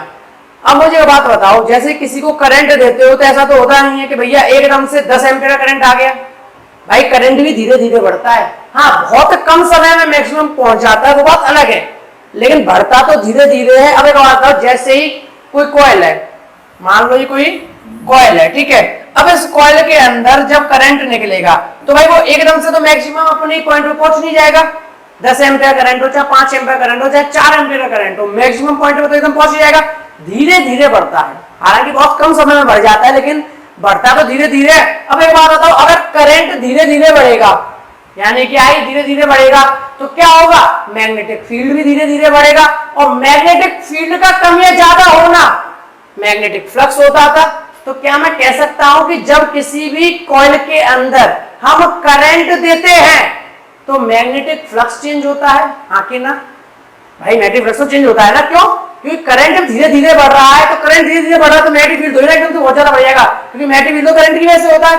करंट ज्यादा, मैग्नेटिक फील्ड ज्यादा, करंट कम, मैग्नेटिक फील्ड कम, और मैग्नेटिक फील्ड कम तो मैग्नेटिक फ्लक्स कम। तो समझ में आया। तो भाई ये कहना चाह रहे हैं कि जब भी हम किसी भी कॉइल में करंट देते हैं तो वहां पर ही मैग्नेटिक फ्लक्स चेंज होता है, और मैग्नेटिक फ्लक्स अगर चेंज होगा तो वहां पे EMF इंड्यूस होगी, तो उसी को नाम दिया सेल्फ इंड्यूस्ड EMF, यानी कि अपने आप में भी एक EMF इंड्यूस होती है। क्या नाम है, सेल्फ इंड्यूस्ड EMF या बैक EMF, और इसी को कहते हैं सेल्फ इंडक्शन, यानी खुद को ही अब तक क्या हो रहा था, एक कॉइल दूसरी कॉइल को इंडक्शन कर रही थी, ठीक है, उसमें इंड्यूस कर रही थी ईएमएफ को, लेकिन यहाँ पर तो सेल्फ इंडक्शन हो रहा है, ठीक है, तो इसी को कहते हैं हम सेल्फ इंडक्शन। क्लियर है? ठीक है, आगे बढ़ते हैं। अब हमसे बोला है कोफिशिएंट ऑफ सेल्फ इंडक्शन क्या होता है, तो कोफिशिएंट ऑफ सेल्फ इंडक्शन क्या है? फिनोमेनन। सेल्फ इंडक्शन क्या है? फिनोमेनन। ठीक है भाई, सेल्फ इंड्यूस क्या है? ईएमएफ। अब आगे बोल रहा है कि अब एक बात बताओ, जो मैग्नेटिक फ्लक्स हो किस पर डिपेंड करेगी? आई पे। यानी जो मैग्नेटिक फ्लक्स हो किस पर डिपेंड कर रही है? आई पे। यानी करंट ज्यादा, मैग्नेटिक फ्लक्स ज्यादा, करंट कम, मैग्नेटिक फ्लक्स कम। तो वही बोला, at any instant the magnetic flux phi linked with a coil is proportional to the current I through it. यानी जितना उस कॉइल के अंदर करंट फ्लो कर रहा है, मैग्नेटिक फ्लक्स उसका डायरेक्टली प्रोपोर्शनल होता है। अब मैग्नेटिक फ्लक्स उसका डायरेक्टली प्रोपोर्शनल होता है, इस बात का मीनिंग है अगर करंट बढ़ता चला गया तो मैग्नेटिक फ्लक्स भी बढ़ता चला जाएगा, यानी मैग्नेटिक फ्लक्स में चेंज होता जाएगा। करंट को जब स्विच ऑफ करेंगे तब भी मैग्नेटिक फ्लक्स में चेंज होगा। कैसे? करंट बंद किया यानी स्विच ऑफ कर दिया, अब भाई स्विच बंद कर दिया तो एकदम से करंट जीरो थोड़ी ना हो जाता, हालांकि बहुत कम समय में जीरो हो जाता है, मैं मानता हूं उस बात को, लेकिन भाई होता तो धीरे धीरे ही है। अब जब करंट धीरे धीरे कम हो रहा है, तो करंट जब धीरे धीरे कम हो रहा है तो मैग्नेटिक फ्लक्स चेंज हो रहा है, मैग्नेटिक फ्लक्स का चेंज होता है तो ईएमएफ इंड्यूस्ड होता है। तो वही वाली बात है, magnetic flux is directly proportional to the current, current ज्यादा फ्लक्स ज्यादा, करंट कम फ्लक्स कम। ठीक है भाई, तो अगर डायरेक्टली प्रोपोर्शनल साइन हटेगा तो एक कांस्टेंट आएगा।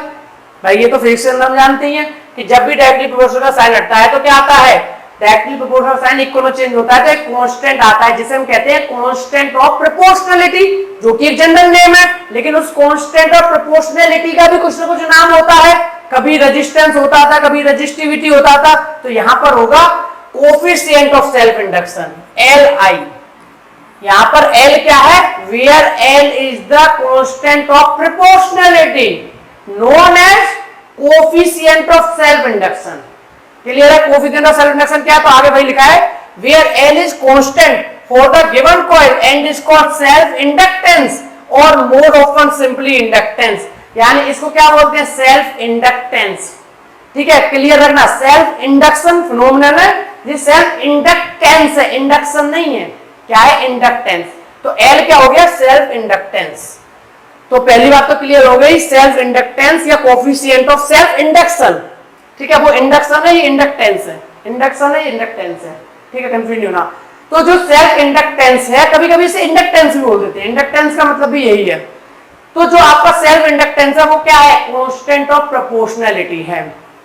क्लियर है? It is also called coefficient of self induction of the coil, यानी इसी को क्या बोलते हैं? Coefficient of self induction. यहां तक बिल्कुल बात बहुत अच्छे से क्लियर है। तो L क्या है? इंडक्टेंस या coefficient of self induction. Okay, any change in current set up and induced EMF in the coil. अब हमें पता है कि करंट अगर थोड़ा सा भी चेंज हुआ, कम ज्यादा, अगर करंट चेंज हुआ तो क्या होगा? उसमें ईएमएफ इंड्यूस हो जाएगा। तो ईएमएफ कितना इंड्यूस होता है वो हमें फैराडे के सेकंड लॉ ने बता दिया था। क्या होता है? तो फैराडे के सेकंड लॉ ने कि भाई साहब जो ईएमएफ ई होता है वो माइनस का d5 अपॉन dt होता है। उन्होंने बता दिया था कि वो ईएमएफ किसको अपोज करेगा? जो मैग्नेटिक फ्लक्स क्या कर रहा है? प्रोड्यूस कर रहा है। और यहाँ पे मैग्नेटिक फ्लक्स कौन प्रोड्यूस कर रहा है? जो बैटरी है, यानी जो करंट है। ठीक है भाई, अब फाई की वैल्यू क्या है? हमने देखा फाई इक्वल्स टू Li, तो क्या पुट कर सकता हूं? तो जैसे मैं यहाँ पुट करूंगा d अपॉन dt, फाई की वैल्यू क्या रखूंगा? Li। क्या रखूंगा मेरे भाई? Li। तो फाई की वैल्यू जैसे मैंने Li रखी, अब देखो L तो कांस्टेंट है, वो तो अभी भी देखा, L is the constant of proportionality, बचा कौन? I। तो E इक्वल्स टू आ गया minus L di upon dt। Clear है? d अपॉन dt, फाई की value minus Li upon t, minus Li upon t। ठीक है, अब माइनस तो पहले से लगा हुआ, हालांकि Li अपॉन t, L क्या था? कांस्टेंट, तो कांस्टेंट ऑफ प्रोपोर्शनलिटी बाहर ले लिया, अंदर बचा di अपॉन dt। तो ईएमएफ जो इंड्यूस होगा वो कितना होगा? Minus L di upon dt।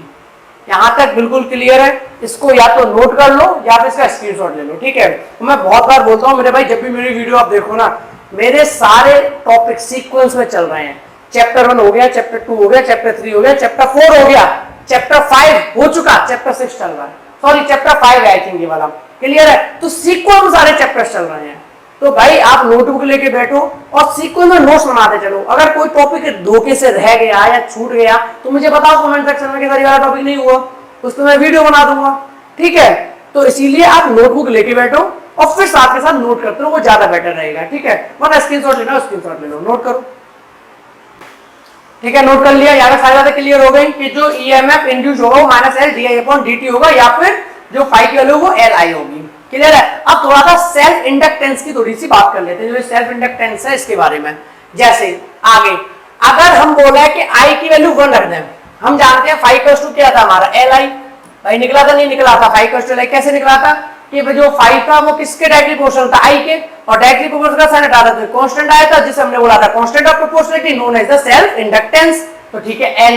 अब देखो यहाँ पे ये बोल रहे हैं कि अगर हम करंट की वैल्यू 1 रख दें, हम करंट 1 एम्पियर रख दें, तो क्या फाई इक्वल टू एल हो जाएगा, नहीं हो जाएगा। तो अब सेल्फ इंडक्टेंस को दोबारा डिफाइन करने की कोशिश कर रहे हैं कि भाई सेल्फ इंडक्टेंस क्या है। एल जो है कोफिशिएंट ऑफ सेल्फ इंडक्शन जो है वो क्या है उसको डिफाइन कर रहे हैं। तो यहाँ पे फाई इक्वल टू एल हो गया, तो देखो डिफाइन करने की कोशिश की है, द सेल्फ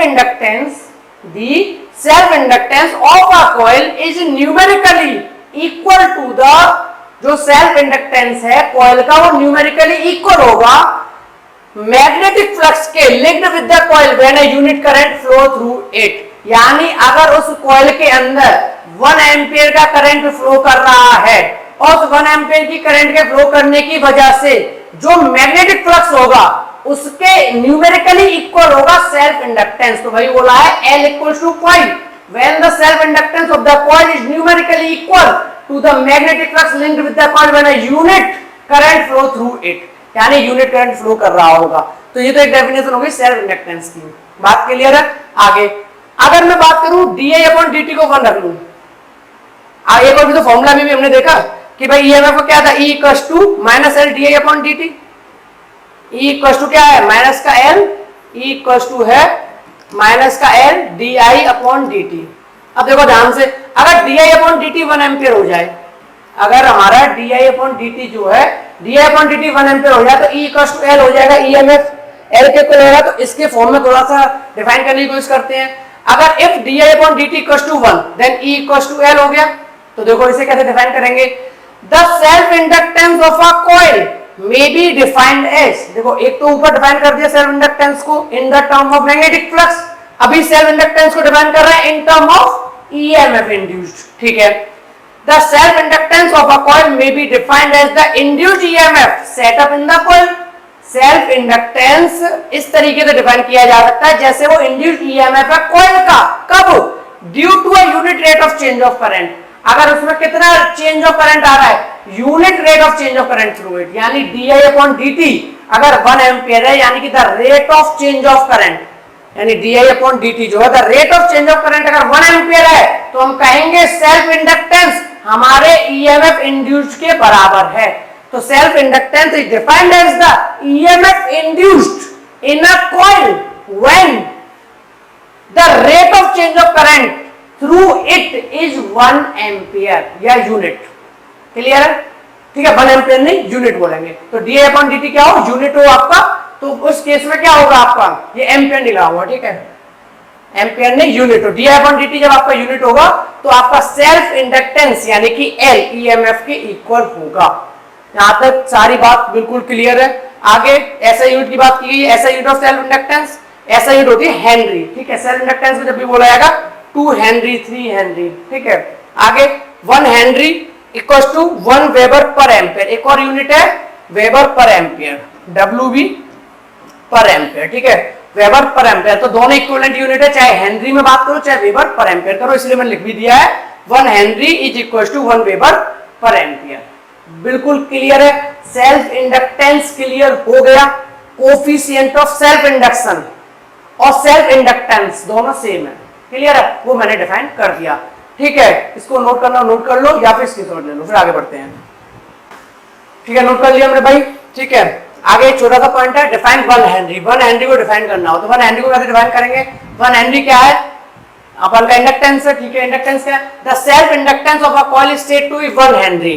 किसी भी कॉइल का जो सेल्फ इंडक्टेंस है वो 1 हेनरी कहा जाएगा, कब, if an induced EMF is 1 volt, जो इंड्यूस्ड ईएमएफ है वो 1 वोल्ट हो, is set up in it when the current in it change at the rate of 1 ampere per second। यानी कहना क्या चाहता, ध्यान से समझना, किसी भी कॉइल के अंदर जो करंट की रेट है वो 1 एम्पियर पर सेकंड से चेंज होती है, और जो करंट की रेट है उसके चेंज होने की वजह से 1 ईएमएफ इंड्यूस हो जाता है, 1 ईएमएफ इंड्यूस हो जाता है, तो हम कहेंगे उस कॉइल का जो सेल्फ इंडक्टेंस है वो 1 हेनरी है। पॉइंट क्लियर है? पढ़ लो। The self inductance of a coil is said to be 1 henry if an induced EMF of 1 volt is set up in it. अगर उस कॉइल के अंदर 1 वोल्ट की ईएमएफ सेटअप हो जाती है। अब ईएमएफ सेटअप कब होगी? जब मैग्नेटिक फ्लक्स में चेंज होगा। तो 1 volt EMF is setup when the current in it changes. Current कैसे चेंज होता है?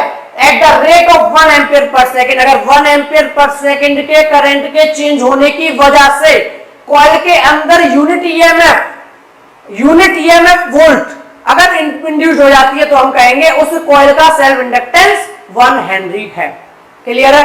इसको डेफिनेशन को याद रखना। एक छोटी सी बात और कर लेता हूं मैं, ठीक है, वो इसी टॉपिक से रिलेटेड है। वैसे तो मेरा सेल्फ इंडक्टेंस हो गया, कोई दिक्कत नहीं है। इस वाले डायग्राम की बात कर लेता हूं मैं थोड़ा सा, तो ध्यान से समझना। ये डायग्राम में क्यों समझाने की कोशिश कर रहा हूं, तो मैं ये वाला ऐसे डायग्राम में दिया हुआ है। देखो कहना क्या चाहता हूं मैं, हमें पता है, हमने ये तो बोल दिया था सेल्फ इंडक्शन में कि भाई जब भी किसी बैटरी से करंट जाता है तो एकदम से टॉप पे नहीं पहुंच जाता, धीरे धीरे बढ़ता है।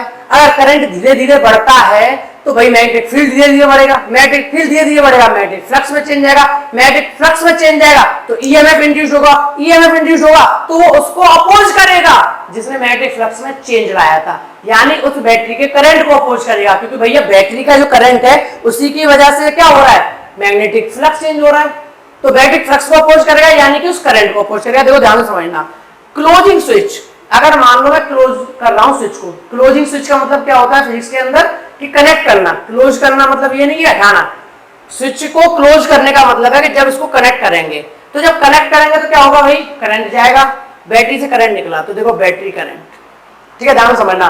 जब स्विच को क्लोज किया तो बैटरी से करंट निकला, और बैटरी से करंट निकला आई, कितना निकला आई। अब इस कॉइल के अंदर क्या होगा भाई, इस कॉइल के अंदर करंट जाने की वजह से मैग्नेटिक फ्लक्स में चेंज आया, मैग्नेटिक फ्लक्स में चेंज आने की वजह से ईएमएफ इंड्यूस हुआ, और ईएमएफ इंड्यूस क्या करता है, उसको अपोज करता है जिसकी वजह से मैग्नेटिक फ्लक्स हो रहा है चेंज। तो अगर इस करंट की वजह से मैग्नेटिक फ्लक्स में चेंज हो रहा है तो इसका जो ईएमएफ है वो किसको अपोज करेगा, इस करंट को, यानी यहां पर इंड्यूस करंट का डायरेक्शन ये हो जाएगा। क्लियर है? तो इसीलिए मैं समझना चाह रहा हूं डायग्राम को, इंड्यूस करंट का डायरेक्शन ये, और आपका जो बैटरी का करंट का डायरेक्शन है वो ये, बैटरी का करंट आ रहा है यू और आपका इंड्यूस करंट है यू, ठीक है। इंड्यूस करंट ये है और बैटरी करंट ये है, बैटरी करंट इस तरफ है, इंड्यूस करंट इस तरफ, आप देख पा रहे हो डायग्राम में। क्लियर है? तो ये था जब आप स्विच को क्लोज कर रहे हो। क्लियर है? अब आगे और बात कर लेते हैं, छोटी सी ये भी पॉइंट समझना जरूरी है कि अब मान लो तुम स्विच ऑफ कर रहे हो, तुमने कहा नहीं यार अब करंट को हटा दो। अब जब तुम स्विच को बंद करोगे तो मतलब कि फिजिक्स के पॉइंट में क्या होता है वो कि स्विच ओपन करोगे, तो जब स्विच ओपन कर दोगे तुम, यानी पहले तो क्लोज था यानी करंट हम दे रहे थे, अब क्या कर दिया, स्विच ओपन कर दिया। अब ओपन कर दिया तो करंट धीरे धीरे कम होगा। अब हमने क्या पढ़ा था कि करंट अगर धीरे धीरे कम होगा तो मैग्नेटिक फील्ड भी धीरे धीरे कम होगा, और मैग्नेटिक फील्ड धीरे धीरे कम होगा तो मैग्नेटिक फ्लक्स धीरे धीरे चेंज होगा। तो मैग्नेटिक फ्लक्स का चेंज होने क्या होता है, ईएमएफ इंड्यूस कराता है। तो भैया ईएमएफ अब भी इंड्यूस होगा, यानी ऑन करो स्विच को तो भी ईएमएफ इंड्यूस हो रहा है, ऑफ करो तो भी ईएमएफ इंड्यूस हो रहा है। तो इसी को तो हम सेल्फ इंडक्शन कह रहे हैं कि वो अपने अंदर इंडक्शन कर रहा है, ठीक है। अब देखो इस केस में क्या होगा, ध्यान से समझना। अब जब आपने स्विच ओपन किया, आपने स्विच क्या किया, ओपन किया, अब करंट क्या करेगा, करंट भाई कम होगा।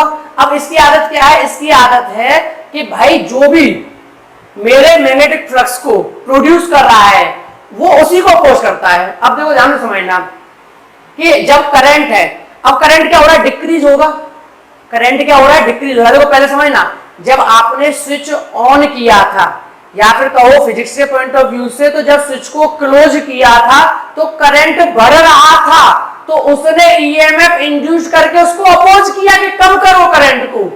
लेकिन जब आप स्विच को क्या कर रहे हो, ओपन कर रहे हो, या कहूं मैं स्विच को ऑफ कर रहे हो, तो करंट कम हो रहा है, तो अब जो ईएमएफ इंड्यूस होगा ना, ये कहेगा नहीं करंट को बढ़ाओ।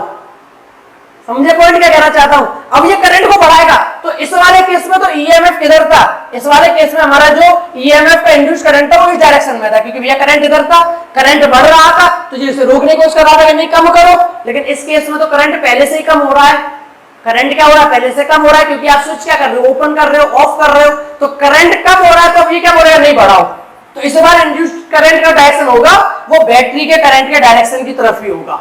ये मैं समझाना चाहता था, इसलिए डायग्राम बता रहा हूं मैं। तो क्लियर है, जब स्विच ऑन कर रहे हो तो करंट बढ़ रहा है, तो ईएमएफ इंड्यूस है, नहीं करंट को कम करो। अभी जब तुम स्विच को क्या कर रहे हो, ऑफ कर रहे हो या ओपन कर रहे हो, तो उस टाइम पे क्या हो रहा है, करंट कम हो रहा है, तो उसका ईएमएफ क्या कहेगा, नहीं नहीं करंट को बढ़ाओ, कम कैसे कर रहे हो। तो इस बार इंड्यूस करंट का डायरेक्शन उस बैटरी करंट की तरफ ही होगा। कब, जब तुम स्विच को ओपन कर रहे हो या कहो तो ऑफ कर रहे हो। जब आप स्विच को क्लोज कर रहे हो, ऑन कर रहे हो, तो इंड्यूस करंट का डायरेक्शन और जो बैटरी का करंट का डायरेक्शन इनका रिवर्स होता है। ये पॉइंट मैं समझाना चाहता था। आई होप आपको समझ आ भी गया होगा। बिल्कुल क्लियर है। आज अपन बात करेंगे म्यूचुअल इंडक्शन की।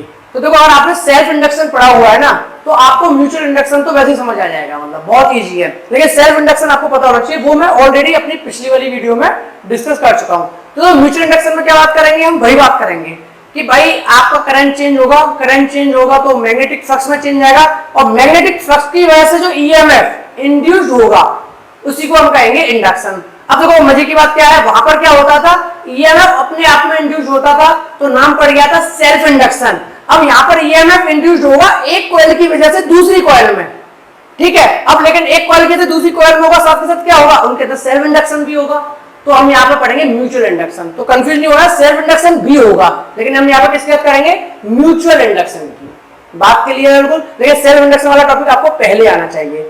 तो mutual induction is the phenomenon of production of induced EMF in one coil. Mutual induction phenomenon है कि आपका ईएमएफ इंड्यूस्ड हो वन कॉइल में due to the change of current in the neighbouring coil. यानी बगल वाली कॉइल में आपका करंट चेंज हुआ, मैग्नेटिक फ्लक्स चेंज हुआ, उस कॉइल में चेंज होने की वजह से दूसरी वाली कॉइल में ईएमएफ इंड्यूस हो जाए, तो हम कहते हैं म्यूचुअल इंडक्शन। ठीक है। अब आपको मन में डाउट आ रहा होगा कि क्या है सेल्फ इंडक्शन नहीं हो रहा, तो भाई बिल्कुल सेल्फ इंडक्शन हो रहा है, लेकिन मैं इसकी बात नहीं करूंगा। ठीक है, तो सेल्फ इंडक्शन को मैं इग्नोर मारूंगा, मैं बस ये देखूंगा कि इस कॉइल की वजह से दूसरी वाली नेबरिंग कॉइल में कितना इंडक्शन, कितना ईएमएफ इंड्यूस हुआ, तो म्यूचुअल इंडक्शन की बात करूंगा। क्लियर है। लेकिन अगर आपको ये पूछना है कि क्या यहाँ पे सेल्फ इंडक्शन होगा, तो जवाब है यस, सेल्फ इंडक्शन भी होगा, लेकिन हम बात करेंगे म्यूचुअल इंडक्शन की, यानी नेबरिंग वाली कॉइल में कितना ईएमएफ इंड्यूस होने वाला है। स्टार्ट करते हैं। Consider two coil P and S, एक कॉइल पी है और एक कॉइल एस है, क्लोज टू ईच अदर। ठीक है, आपने उसे पास पास रख दिया। The coil P is connected in series to a battery B, जो कॉइल पी है वो बैटरी बी से कनेक्ट कर दी सीरीज में। ठीक है, यानी ये बैटरी बी क्या करेगा, करंट देगा इसको, बहुत अच्छी बात है। अब ये इसको करंट देगा आगे। And the rheostat through a tapping key. ठीक है, रियोस्टेट लगा दिया, यहाँ पे एक की भी लगा देता हूं। ठीक है, की, ठीक है, यहाँ पे एक की भी लगा दी, रियोस्टेट भी लगा दिया। रियोस्टेट का काम क्या है, करंट को कम ज्यादा भी तो करना पड़ेगा ना, वेरिएबल रेजिस्टेंस है। रियोस्टेट क्या होता है, वेरिएबल रेजिस्टेंस। ठीक है। The coil S is connected to a galvanometer G, और जो कॉइल एस है वो क्या की, गैल्वेनोमीटर जी से कनेक्ट कर दी। इसे गैल्वेनोमीटर से कनेक्ट क्यों किया, क्योंकि खुद देखो यहां से निकलेगा मेरे भाई करंट। अब जब यहां से करंट निकलेगा तो करंट निकलने की वजह से क्या होगा, मैग्नेटिक फ्लक्स में चेंज आएगा। अब मैग्नेटिक फ्लक्स में चेंज आने की वजह से क्या होगा, इसमें ईएमएफ इंड्यूस होगा। अब ईएमएफ इंड्यूस होगा तो करंट आएगा, फिर करंट को डिटेक्ट कौन करेगा, गैल्वेनोमीटर ही तो करेगा। तो इसीलिए क्या बोला कि गैल्वेनोमीटर लगा दिया, वो करंट दे रहा है, ये गैल्वेनोमीटर डिटेक्ट कर रहा है। बात क्लियर है।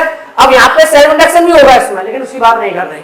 जो कॉइल पी है इसमें सेल्फ इंडक्शन भी होगा, लेकिन हम बात कर रहे हैं म्यूचुअल इंडक्शन की। ओके, क्लियर है। ठीक है, अब यहाँ पे आसपास मैग्नेटिक फील्ड लाइन होंगी, कॉइल पी की कॉइल के आसपास क्या होंगी, मैग्नेटिक फील्ड लाइन। अब ये चूंकि क्लोज है तो भाई मैग्नेटिक फील्ड लाइन में जब कोई दूसरी कॉइल आएगी तो क्या होगा, मैग्नेटिक फ्लक्स चेंज होगा। भैया मैग्नेटिक फ्लक्स चेंज होगा तो फिर तो उसमें ईएमएफ इंड्यूस होगा ही होगा। पॉइंट क्लियर है, आगे बढ़े। ठीक है, आगे when a current flow through a coil P, जब कॉइल पी में करंट जाएगा, कॉइल पी में करंट जाएगा यानी इस वाली कॉइल में, तो when a current flow in coil P, फिर आगे बोला है it produce a magnetic field. भैया ठीक है, मैग्नेटिक फील्ड प्रोड्यूस करेगा, which produces a magnetic flux through a coil S, यानी वो क्या करेगा, मैग्नेटिक फ्लक्स प्रोड्यूस करेगा किसमें, कॉइल एस की तरफ। ठीक है। If the current in the coil P is varied, अगर कॉइल पी के अंदर करंट को वेरी करते रहो कम ज्यादा, तो मैग्नेटिक फ्लक्स भी कम ज्यादा होगा। The magnetic flux link with the coil S changes which induce an EMF and hence current in it as is seen from the deflection of the galvanometer। यानी जब आप कॉइल P में current को very करोगे तो current very करने की वजह से कॉइल S के अंदर मैग्नेटिक फ्लक्स में चेंज आएगा और कॉइल S में मैग्नेटिक फ्लक्स के चेंज आने की वजह से EMF इंड्यूस हो जाएगा और कॉइल S का गैल्वेनोमीटर क्या करेगा, रिफ्लेक्शन शो करेगा, क्योंकि S कॉइल में क्या है, आपका करंट इंड्यूस हो गया। ठीक है, अब यहाँ पे बात आएगी कोफिशिएंट ऑफ म्यूचुअल इंडक्शन। क्या है कोफिशिएंट ऑफ म्यूचुअल इंडक्शन और कोफिशिएंट, जैसे वहां पर था कोफिशिएंट ऑफ सेल्फ इंडक्शन, यहाँ पर कोफिशिएंट ऑफ म्यूचुअल इंडक्शन। तो at any instant magnetic flux linked with the secondary coil is directly proportional to the current in primary coil. यानी ये आपकी मान लो प्राइमरी कॉइल है, ये आपकी ये प्राइमरी कॉइल, ये आपकी सेकेंडरी कॉइल। तो जो प्राइमरी कॉइल में करंट होगा उसी के बेसिस पे तो मैग्नेटिक फ्लक्स चेंज होगा। प्राइमरी कॉइल में करंट ज्यादा, मैग्नेटिक फ्लक्स ज्यादा, प्राइमरी कॉइल में करंट कम, मैग्नेटिक फ्लक्स कम। तो भैया वही बोला है कि जो मैग्नेटिक फ्लक्स लिंक्ड होगा सेकेंडरी कॉइल से वो डायरेक्टली प्रोपोर्शनल होगा किसके, करंट इन प्राइमरी कॉइल। यानी phi is directly proportional to the I. बस फर्क इतना है, जो मैग्नेटिक फ्लक्स है वो लिंक्ड है सेकेंडरी कॉइल से और जो करंट है वो प्राइमरी कॉइल से, क्योंकि प्राइमरी कॉइल अपनी करंट कम ज्यादा करेगी तभी तो सेकेंडरी कॉइल का मैग्नेटिक फ्लक्स कम ज्यादा होगा, तभी तो उसमें ईएमएफ इंड्यूस हो रहा है। ठीक है भाई, अब हमें पता है जब भी डायरेक्टली प्रोपोर्शनल का साइन हटाया जाता है, जब भी क्या होता है मेरे भाई, डायरेक्टली प्रोपोर्शनल साइन हटता है तो इक्वल आता है। तो यहाँ पर एक आता है कांस्टेंट ऑफ प्रोपोर्शनलिटी, यहाँ पर आ गया एम आई। ठीक है, तो यहाँ पर m is the constant of proportionality known as the coefficient of mutual induction. तो वही बात है, phi direct proportional to i, तो फाई इक्वल्स टू mi और where m is the constant of proportionality. आगे बोला है the proportionality constant m is called the mutual inductance. वहां पे क्या बोला था, l को सेल्फ इंडक्टेंस, यहाँ पे m को बोला म्यूचुअल इंडक्टेंस और coefficient of mutual induction of two coil. ठीक है, तो म्यूचुअल इंडक्शन, तो इसको क्या बोला जाएगा, हमको coefficient of mutual induction of two coil, दोनों कॉइल, यानी एक कॉइल करंट को कम ज्यादा कर रही है, दूसरी कॉइल में magnetic EMF, magnetic flux change होने की वजह से ईएमएफ इंड्यूस हो रहा है, तो बोला जाएगा एम क्या है, कोफिशिएंट है। ठीक है, म्यूचुअल इंडक्शन किसका, दोनों कॉइल का। तो वही यहाँ पे लिखा हुआ है, क्लियर है, नोट डाउन कर लो फिर आगे बढ़ते हैं। फिर आगे any change in current I set up in induced EMF in the secondary coil which is given by. अब जो भी ईएमएफ इंड्यूस हुआ है आपका सेकेंडरी कॉइल में, वो फैराडे के सेकंड लॉ के अकॉर्डिंग कितना होगा भैया, E इक्वल टू होता है माइनस का d5 अपॉन dt। अब फाई की वैल्यू क्या है, अभी भी हमने देखा फाई इक्वल टू क्या है, mi। फाई की वैल्यू कितनी है भाई, फाई इक्वल टू है mi, तो फाई की जगह mi लगा दो तो E इक्वल टू माइनस का d अपॉन dt, फाई की जगह आ गया mi। क्लियर है, अब m क्या है, कांस्टेंट, m क्या है, कांस्टेंट, तो भाई m बाहर आ गया, तो यहाँ पे बन जाएगा आपका E इक्वल टू माइनस का m di upon dt। m बाहर आ गया तो di अपॉन dt बचा। यहाँ तक क्लियर है, तो आगे से भाई अब इसको डिफाइन कर देते हैं कि भाई म्यूचुअल इंडक्टेंस जो है आपको उसको डिफाइन कैसे करें। तो पहले तो फाई के टर्म में कर देते हैं, हमें पता है फाई इक्वल टू क्या होता है mi। अगर i मेरा 1 एम्पियर हो जाए, करंट मेरा क्या हो जाए, यूनिट हो जाए, तो म्यूचुअल इंडक्टेंस को कैसे डिफाइन करेंगे, सुनो। The mutual inductance of two coil is numerically equal to the magnetic flux linked with one coil। यानी जो म्यूचुअल इंडक्टेंस होगा दोनों कॉइल का वो न्यूमेरिकली इक्वल होगा किसके, magnetic flux linked with the one coil when a unit current passes through the other coil. यानी एक कॉइल में यूनिट करंट फ्लो करे, उसकी वजह से जो मैग्नेटिक फ्लक्स लिंक हो रहा है सेकेंडरी कॉइल के अंदर, उस सेकेंडरी कॉइल के अंदर जो मैग्नेटिक फील्ड इंड्यूस्ड हुआ, आपका जो मैग्नेटिक फील्ड क्या हुआ, इंड्यूस हुआ, तो वही बोल रहे हैं म्यूचुअल इंडक्टेंस उसी मैग्नेटिक फ्लक्स के इक्वल होगा। तो the mutual inductance of two coil is numerically equal to the magnetic flux. जो म्यूचुअल इंडक्टेंस है वो किसके इक्वल है, मैग्नेटिक फ्लक्स के इक्वल है। मैग्नेटिक फ्लक्स किसकी वजह से आया, जो आपका करंट कितना है, 1 एम्पियर का है, तो हम कहेंगे यहाँ पर म्यूचुअल इंडक्टेंस m हमारा मैग्नेटिक फ्लक्स के बराबर होगा। तो एक तो डेफिनेशन हो गया ये वाला म्यूचुअल इंडक्टेंस का। दूसरा डेफिनेशन हम इस टर्म में दे सकते हैं, E equal to m di upon dt। अगर di अपॉन dt को 1 लिख दे, कोई यूनिट 1 एम्पियर पर सेकंड कर दे, तो E इक्वल टू क्या हो जाएगा, m। E इक्वल टू क्या हो जाएगा, m हो जाएगा। तो अब इसको डिफाइन करते हैं कि अगर di upon dt equal to 1 होगा तो E इक्वल टू mi। जब मैं m को डिफाइन कर रहा हूं तो मुझे नेगेटिव साइड से कोई प्रॉब्लम नहीं है, इसलिए मैं नेगेटिव को कंसीडर नहीं कर रहा हूं, E इक्वल टू m। ठीक है, क्योंकि इसको मैं डिफाइन कर रहा हूं।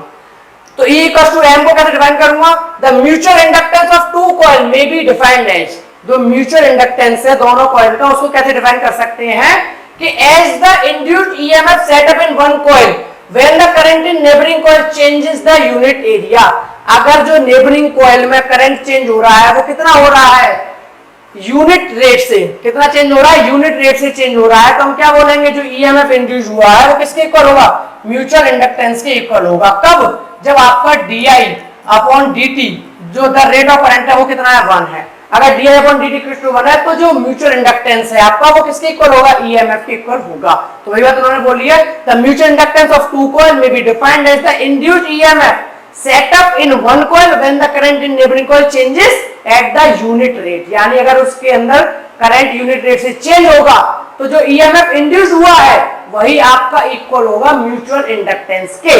क्लियर है। अब बात आती है ऐसा यूनिट की, तो इंडक्टेंस तो इंडक्टेंस चाहे सेल्फ हो चाहे म्यूचुअल हो, तो यहाँ पे भी ऐसे यूनिट क्या रहेगी, हेनरी ही रहेगी। ठीक है, ऐसा unit of mutual inductance is Henry. बिल्कुल क्लियर है मेरे भाई।